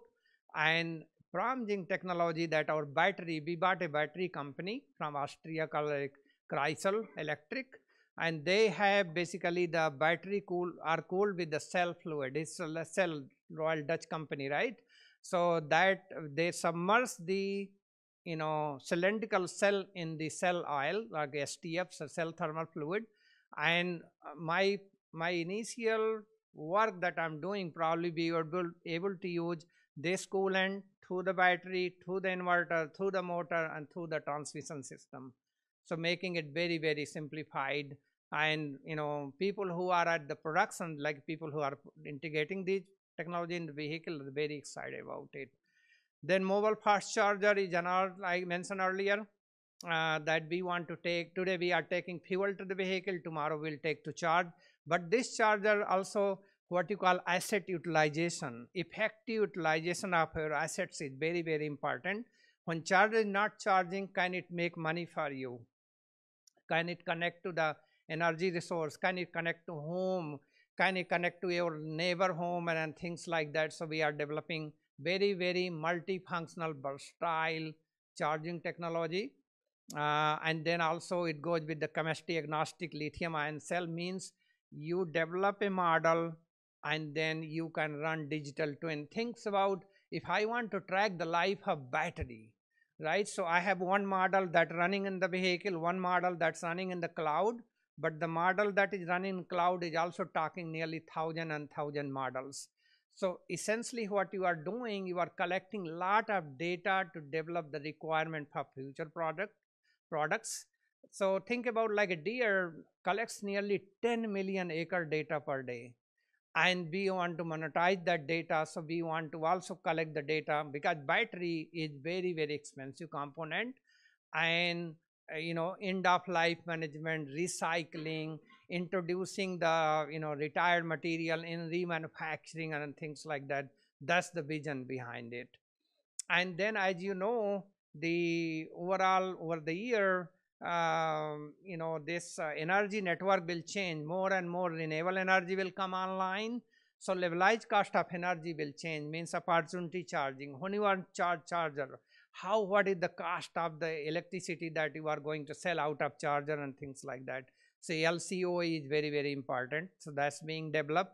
By the way, all this work is happening in universities under my guidance, right? If I did not have this funding, I would not be able to do this work. Then multi-level GAN inverter for off-road vehicle, that's happening in Sandia National Lab. I'm guiding them. Type of inverter I'm looking, type of control system I'm going to develop, all that. And some of work is happening in company, some they are doing the hardware. We would bring the inverter in 2 years and then characterize with the electric machine and see if it can be a go for Deere vehicle. So this is actually our diesel electric hybrid powertrain. Peter, how I'm doing time wise? I'm good? Okay. So this is actually, we had what you call the 944 loader, 644 loader that I work, and they were unveiled in 2011, I think I got year right, in the Cannes Expo in Las Vegas. And then same technology was applied in 844 loader. So Deere has like a 620, 644, 724, 744, 844. These are the series actually, right? Like a tractor, they have 6R, 7R, 8R. Tractor loader side, they have these three number, and K stands for model year. So essentially what we had was 844 hybrid loader, and our customer were asking that why don't you electrify the article dump truck, because loader and dump truck go together. And our customer are saying that it's very good to drive electric vehicle. It's a lot easier to drive them.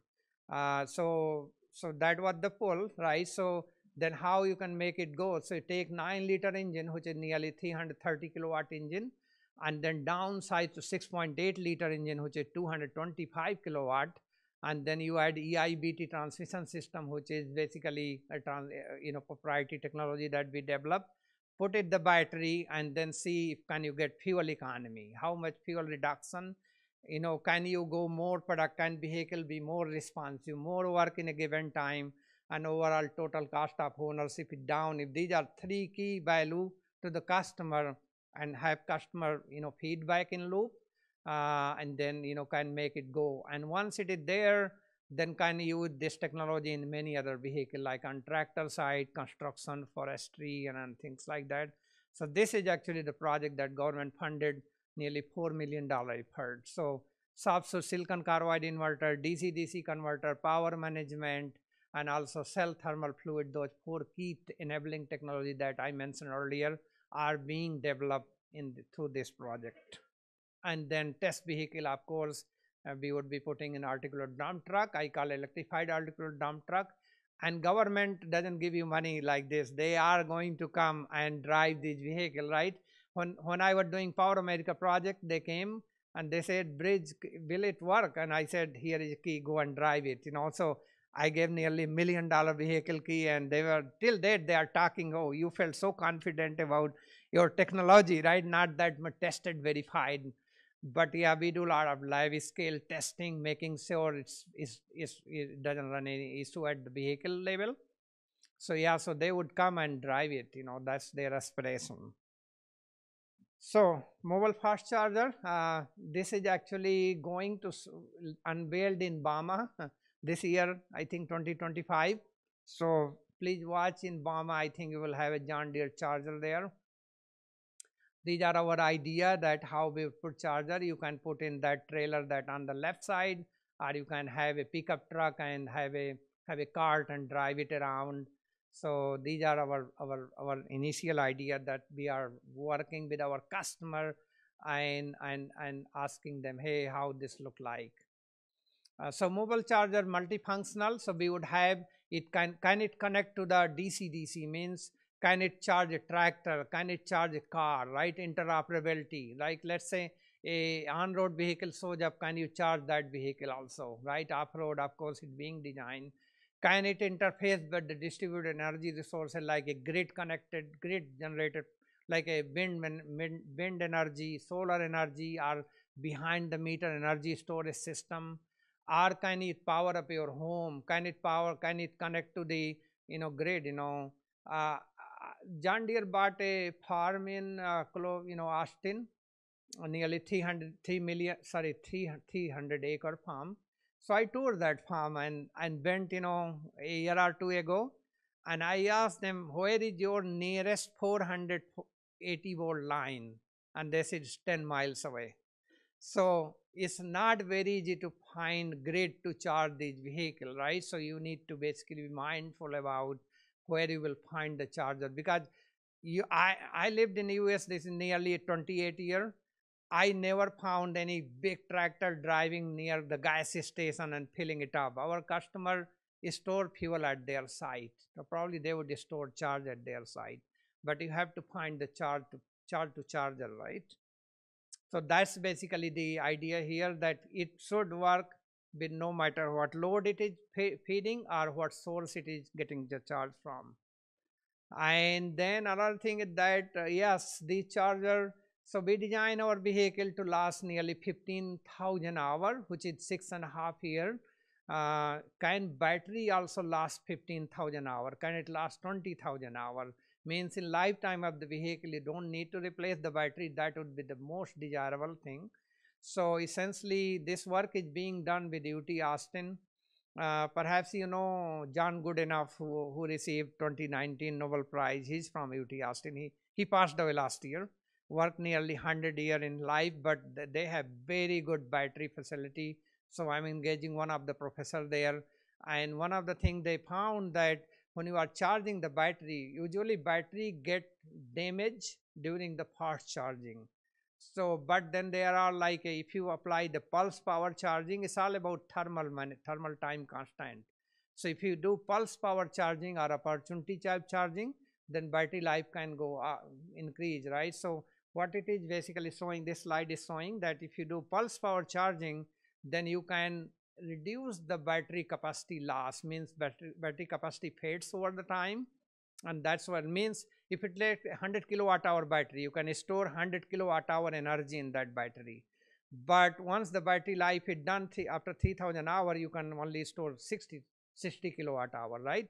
So can you use this type of approach and increase that, life of the battery, reduce the fading capacity? So very, very valuable work. And my vision is that I'm going to put cloud and digital twin using this technology. This is gallium nitride inverter. Looks like Peter looking time, so I will go very fast here.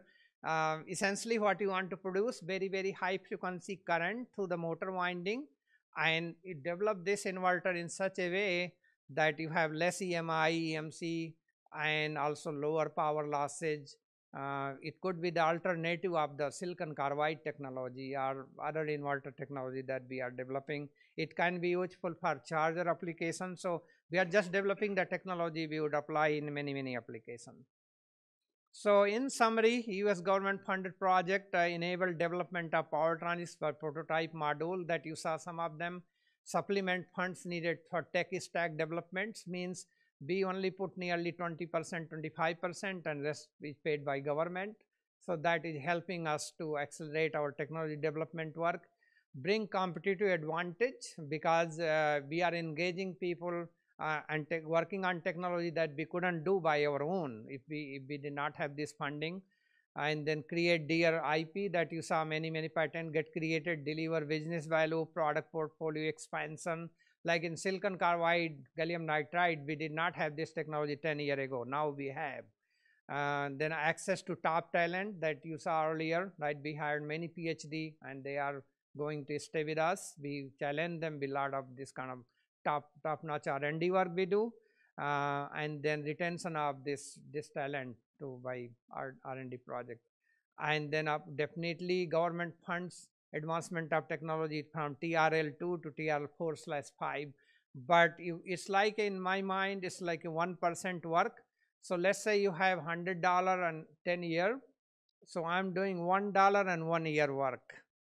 Then, $99 and 9 year work happens when you advance TRL from 5 to 9, right? So TRL is very, very like, this is like R&D, right? Versus the commercialization, manufacturing, and things like that. So that's what I had, and thank you everyone for listening, and I would be happy to answer questions. Yeah.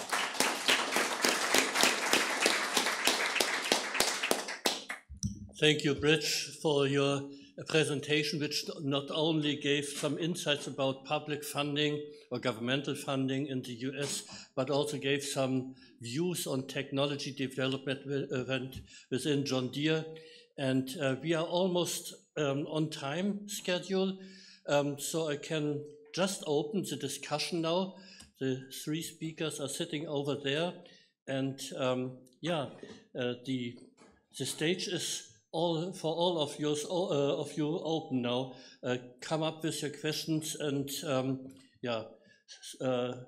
ask the speakers. The first one is here. Could you bring the microphone, please?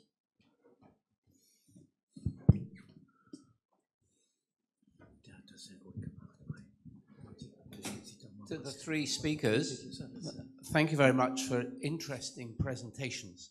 Really good. So, question for Bridge, if I may. I have quite a dilemma. I worked in America for 20 years and was very used to stakeholder and shareholder investment, which Andrew alluded in the first presentation. The problem I saw with shareholder involvement in companies with research is that they will wag the dog. You all know the tail wagging the dog, and so the shareholder needs their dividend. On the other hand, I subsequently moved back to live in England, where we have just elected, God help us, you think it's bad in America? In Britain, we now have a socialist, a very left-wing socialist government. And the dilemma I have for you, Bridge, is we have, or you have in the US, federal dollars raised by taxation on the people. Now wearing my socialist hat in England, why should that intellectual property and patent rights be to the exclusive use of a company like John Deere, who many would suggest make enough money as it is without using taxpayers' dollars? Would you like to comment on that, please?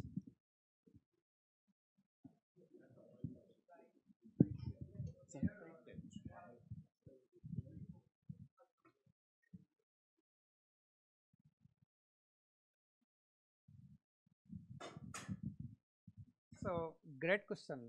Thank you. So why government is funding? So I come from India, right? And India has significantly changed ever since I left. It's not because I left, right? People are doing right thing there.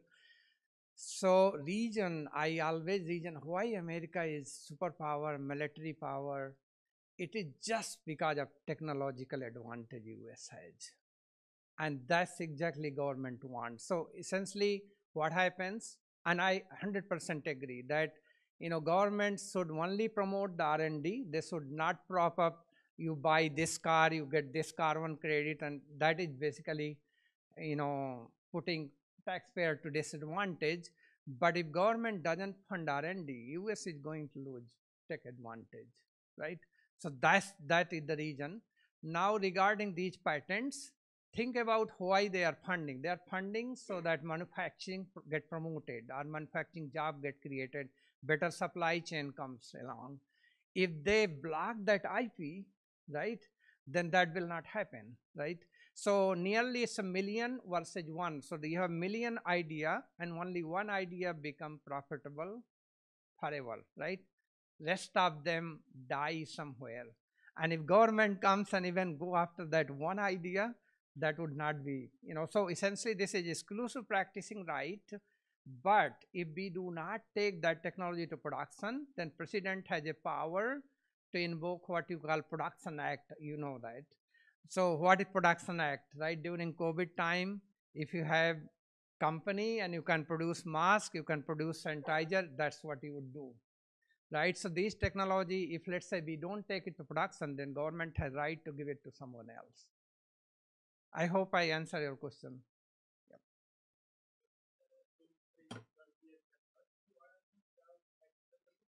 No, John Deere will do R&D with I pay a lot of tax, right, myself. So the reason what I have heard in the funding community, that let's go off-road industry funding also, right? So I have been traveling to the funding agency making cases that yes, we are also working in the vehicle space. But no, Deere is having nearly $3 to $4 billion funding, and the project, I'm talking about nearly $15 or so million, right? So think about $3 billion per year versus $15 million per past 10 years. It's nothing, right? No, Deere would keep its R&D space, focus. These are some of the things they may say, yeah, we have good inverter technology, why are you working on this, right? So that's where I think it's acceleration, the funding, yeah. Sorry, next speaker here is Karl Renius. So I will keep a list of people. Please raise your hand. And please ask question to other presenter too. And speak always into the microphone. Otherwise, the auditorium on the stream cannot hear you. So next one is Karl Renius, then you, and then Bosse. First of all, my congratulations to this presentation, because in my opinion, this is really a good mirror of the situation, what we must do to make step forwards in electrification. And now a question, what about the conditions regarding the research equipment? In Germany, if we try to get money from Deutsche Forschungsgesellschaft, there we must demonstrate that we have a good labs, that we have people who can design machinery and test machinery and so on. What about this condition in your situation in the US? Yeah, so we have research lab for the vehicle as well. So one of the funding, again coming to your question, that what you call manufacturing USA. So we often need to sign the document that we produce this technology, then we would manufacture in USA only. So imagine that if we begin applying this funding to produce vehicle, most likely government will not fund, but let's say they did. One of the program that government has called is scale up program. That is means you develop the part, you want to apply that part in a vehicle or system, then scale up funding is magnitude order higher. So if we get tied to the manufacturing USA clause, right, that may be reason we are not going, because we want to manufacture anywhere, right? We want to go manufacture here in Germany or any other place in the world. Usually manufacture where our customer are. So that may be reason. But within company, we have lot of research underway on the vehicle level, system level.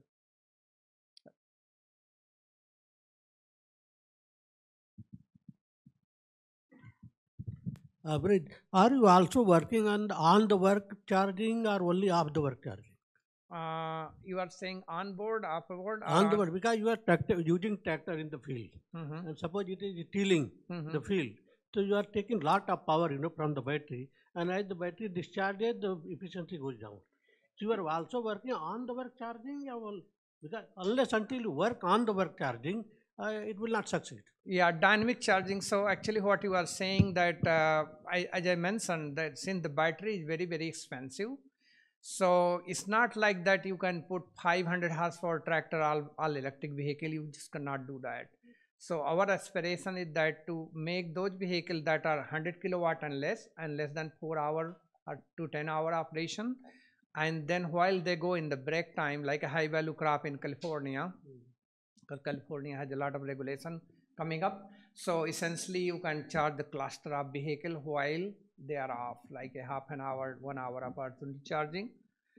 So that's what we are. Dynamic charging that you mentioned is a good idea. Maybe once this gets successful, then we may think about it, but it's in our radar.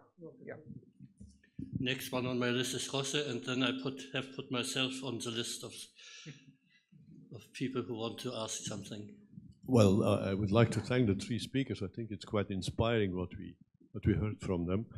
And it just made me think that Andrew talked about human-centered engineering that we have to look at. I think this also applies to EIT, and probably also applies to the electric vehicles. And then I talked with the Agricultural Commission of the European Parliament about precision agriculture and robotics, and they say, how will you ever bring that to the small farms in the eastern part of Europe? What about the aging farming population? So how do we do this? Human-centered part to that community, do they have the means to apply it? How do we get them actively involved? It's my question for all of you.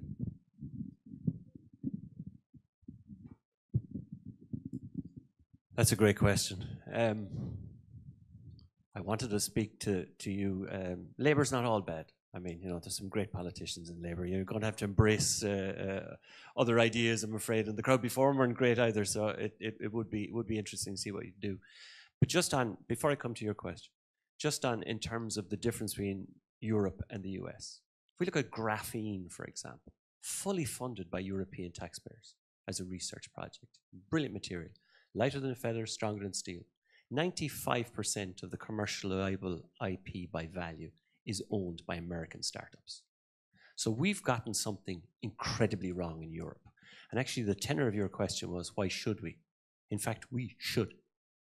We have this philosophy around how we fund research, that it's meant to incorporate as many companies and many people and get us all working together and blah, blah, blah. I wonder if we're in a race to the bottom, that actually the dumbest is the bottom line.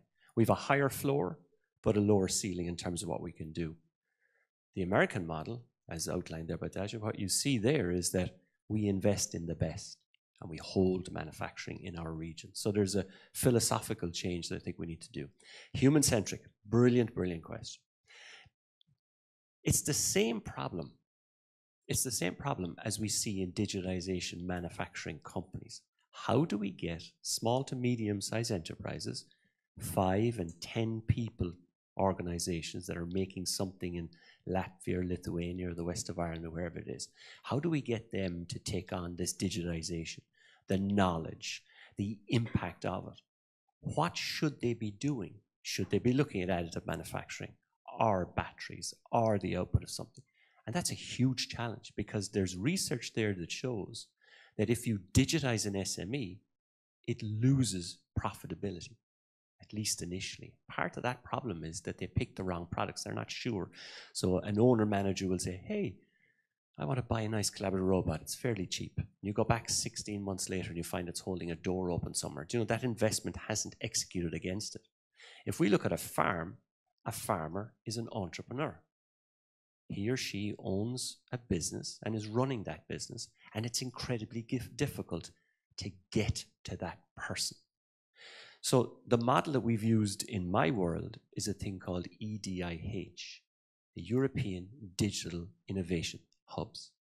And this idea is that we will put so many of these things all over Europe that you'd fall over yourself in getting to them. And these hubs are specifically designated using support such as de minimis, for example, in the European system. So we're able to put up offerings, and companies, very small companies, are able to use those offerings at no cash cost. So cash is one of the inhibitors. And it allows the company to craft exactly what it wants. So there's a very human-to-human engagement. If there's 50 different products up here, I want a little piece of this, 2 pieces of that, and an awful lot of that. And I want to put that together because that's what's good for me. And you're pulling in, you know, when you mentioned human-centric, not only human-centric, we don't have enough humans. So can we find the right capability? Can we match that with the right partner? Now, what I've just described is what we're doing in manufacturing industrial partners. It is a myriad of complexity, again, to find it at the farmer level. I'm a farmer's son. I know exactly what you're saying in terms of connecting to them, but it's that type of ideation. We've got to overcome the barriers here, and we've got to be able to target those people in a very effective manner. And I'm sure EIT, Alvaro, you're probably doing the similar sort. Thank you, Andrew. I fully agree with what you were saying, but in our case, it's also about establishing the links. Nowadays, we have highly qualified farmers, very different than the farmers that started many years ago. My parents were farmers and my grandparents were farmers, and I can see a huge difference from what we have now to what we had. And establishing the links in between new innovation, farming practices, and facilitating that to happen is what will help to the new generation of farmers to be more active and be more convinced, and to attract as well people into the agri-food sector, because up until now it has been a sector that had a lack of adoption of new technology. So yeah, making the right links and facilitating it on a day-to-day basis. That is, and creating the communities as well. What we have seen when we started in Spain and Italy with the regenerative agriculture program is that the farmers only were trusting farmers. And this is an asset that we need to enable, and we need to make it happen. And by training agronomists, we were seeing that they were trusting them more. So let's train the trainers and let's keep the community growing. But yeah, it's all about centering on the human. Yeah. But this is why we need to attract more younger farmers and making it see it as, and also an area that can bring funding and a way of living, not only of surviving. Yeah. I would say automation is answer. So essentially, like I'm being asked that, hey, these are big machine. How about farmer in India? How about a smaller farmer, right? So these are modular, right? Think about like our seeding, right? There are 40 robots walking behind a tractor and precisely putting seed on ground. Not only putting seed, but doing soil chemistry, taking nutrients, analysis and things like that. And so rather 40 robots, you can have one walking behind tractor, right? That's what I think answer is. Regarding this people living farm, and I'm also very worried about, like I mentioned, 1360, and until my father generation, next generation, nobody in my family are going to do any farming. My all relative are farmer, so making farming very, very pleasant job, that's what you will keep them. Another thing, profitability. I can tell you that nearly 30 or 60 years ago, we had 10 times large farm and not enough food. But now grain production has gone up. India is surplus in grain production. You can imagine that since 2020 COVID, India is feeding 800 million people free food, surplus grain. So you need to turn that value to the farmer level, not the profit maker people, right? So once you all that, apply knowledge of science, technology, data, and mechanization, automation, I think you can make farming job very, very exciting and people will stay. I have two comments and a question to Elvira.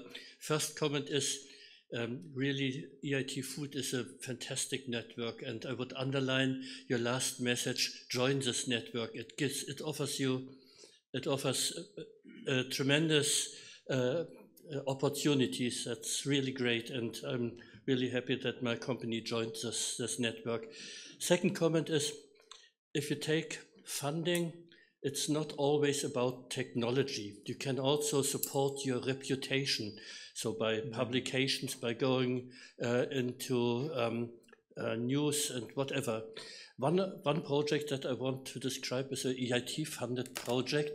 It was the most loved project at all, although it was only a very small amount of funding, just 70,000 euro. So that's not so much in our John Deere world, but it was a cooperation with Giant Software from Switzerland and with University of Hohenheim and others. And what we did is, perhaps somebody knows Giant Software, they developed a farming simulator, a game which millions of young people play.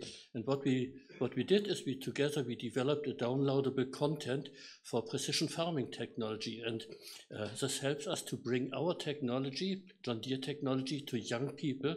So it is helping our reputation, it is marketing, and it's also a crystallization for future digital farming. So what I want to say is, if you go to such a network, you get new ideas. We would never had the idea without EIT Food. And now I come to this was just a comment. Now I come to my question. When EIT Food was founded 2016, there was 14-year funding period scheme. So from the European Commission, or strictly speaking from the European Institute for Innovation and Technology in Budapest. And it was said that the funding from the Commission goes up 7 years and the funding goes down 7 years. So the question is, what in the years 2030 and after 2030 with EIT Food? Will EIT Food live then, or will it die, or what is the future?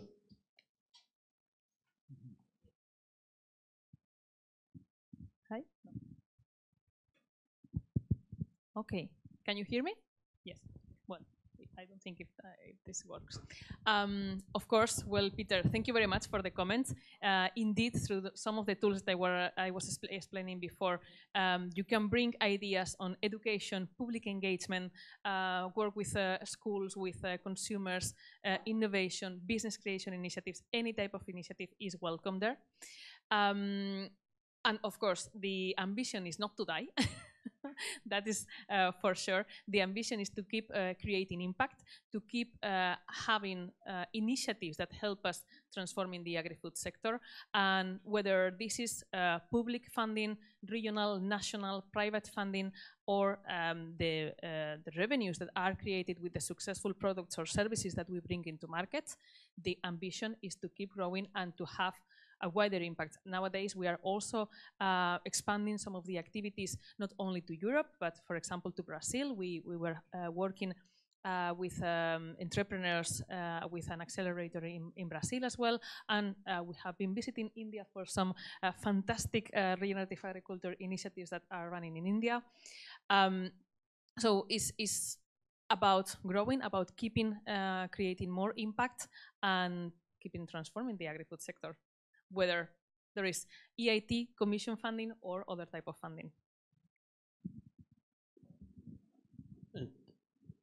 Are there further questions? Yeah. Cool. Another question regarding battery prices. I think the main barrier of electrification is still the price of the batteries. And as far as I know, we have a figure of about 250 euros per kilowatt hour, about around that. Do you see a major reduction of this price in the next 10 years?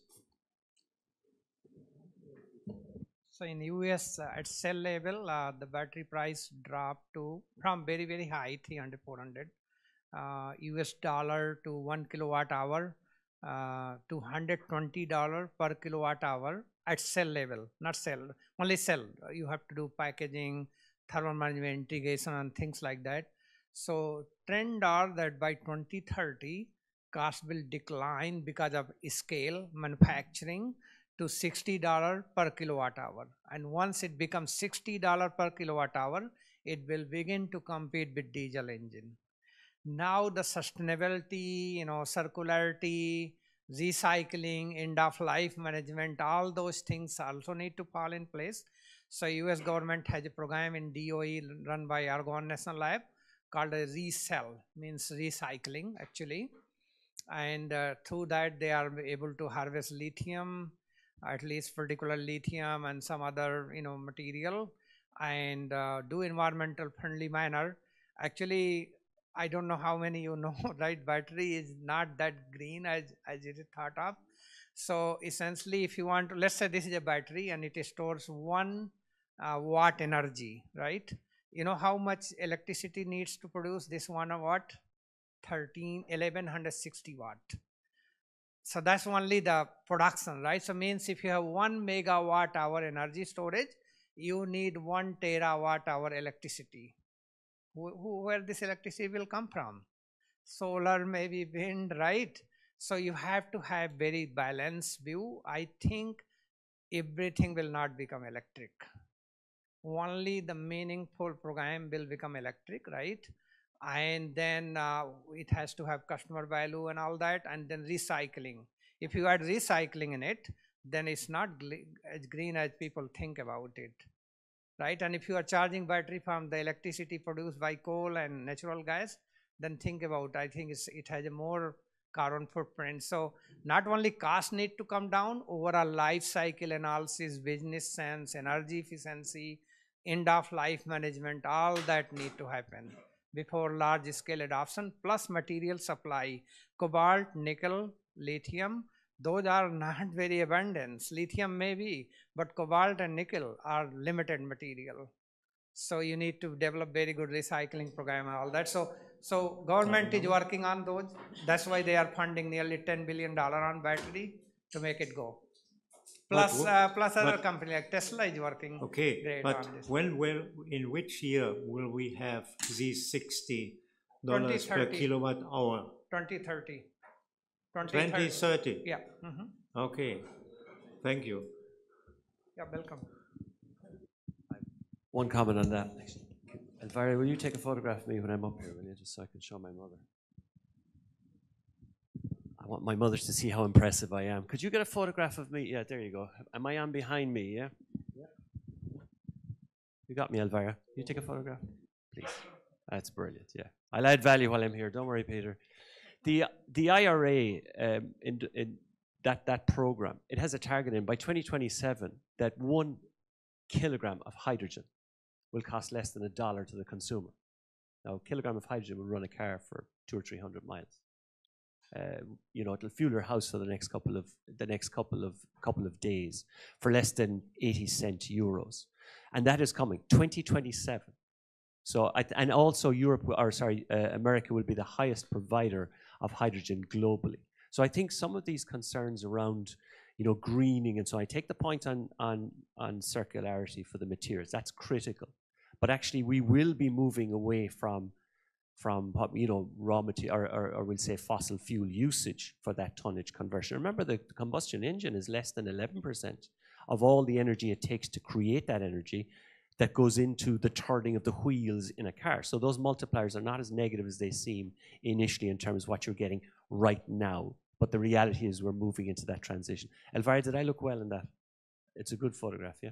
Are you sure? I'm amazing. All right. All right, guys, go again. Can you put me up here again? Come on. Jeez, let's go. Here we go. Am I up? Yeah. Right, Elvira. Am I better? My mother's important, people. Yeah, that's brilliant. Thanks, Elvira. It's a great way of getting a girl's number as well. She's got to text this to me now and stuff. You know, it's just... Yeah, I saw it. Our president gave us some extra minutes, so allowed me to take some time extra, so I allow this question. Thank you. Another question, if I may, Mr. Chairman.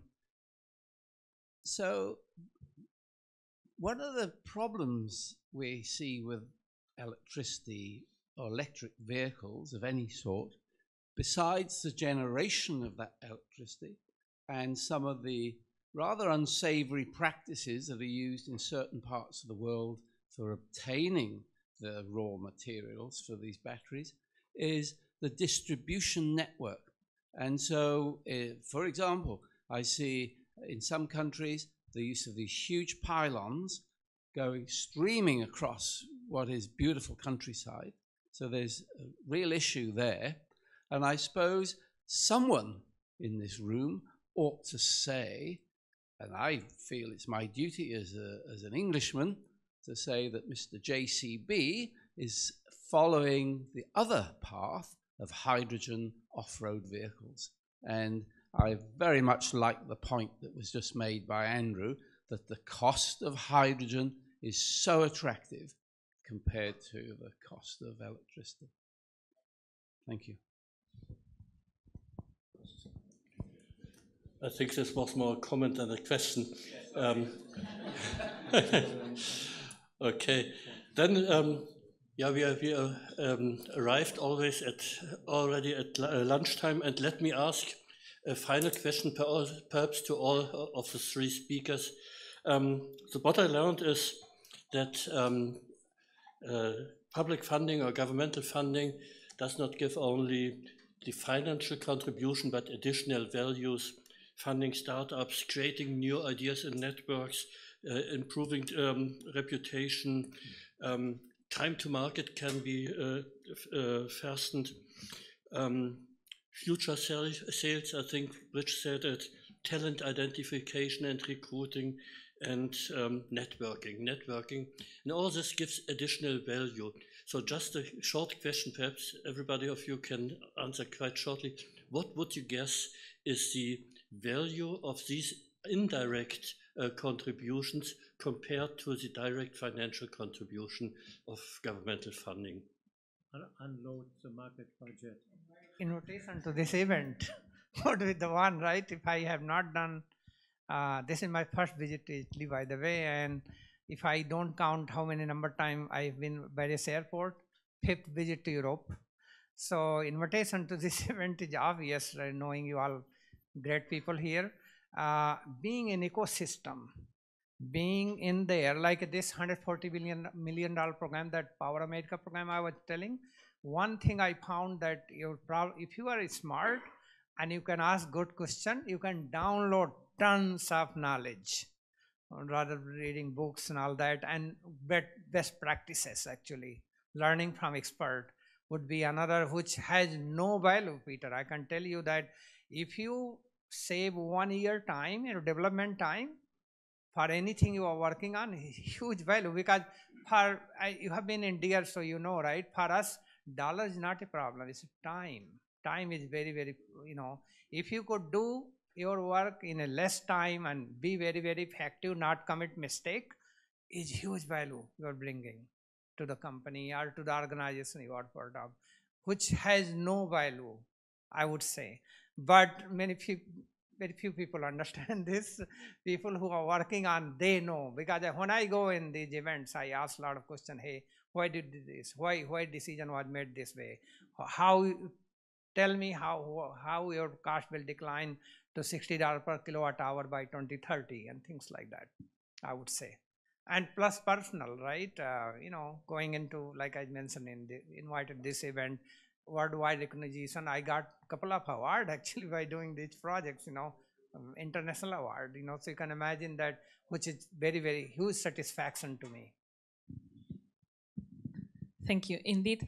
And I think Andrew said at the beginning that we are enabling the ecosystem for the companies, for the startups, for the universities, the research centers, to make the research being transferred into products and services. Without that ecosystem, without the ideas getting together because of the network, it is very difficult to go further. If you don't get together, we have seen with the COVID and in other occasions that if we don't get together, we duplicate things. We have very small things, but only playing on their own, they cannot really succeed. So it's about gathering all the strength and putting it together to make it happen in a very impactful way. For me, the added value is connecting the ideas, establishing the right links, and making sure that they have the right ecosystem and funding to grow. Well said. I think there's cogent points here. This is my last time at the microphone. I want to say thank you for having me. I really appreciate the opportunity, and my ex-president is telling me to move along. I have 3 very quick points. 1, if you want to go fast, go alone. If you want to go far, go together. And we need to go together. If you look at a peloton, for example, in the front of the Tour de France, you get all of these cyclists coming together to work together, and collectively they can go much faster and much further. And remember, what sets humans apart from every other animal is our ability to communicate complex ideas through language. And fundamentally, that use of language, and I'm not talking about different dialects or different traditions and so on. I'm talking the ability to confer complexity of thought into speech and translate and impregnate that thought in someone else's mind is a uniquely human capability.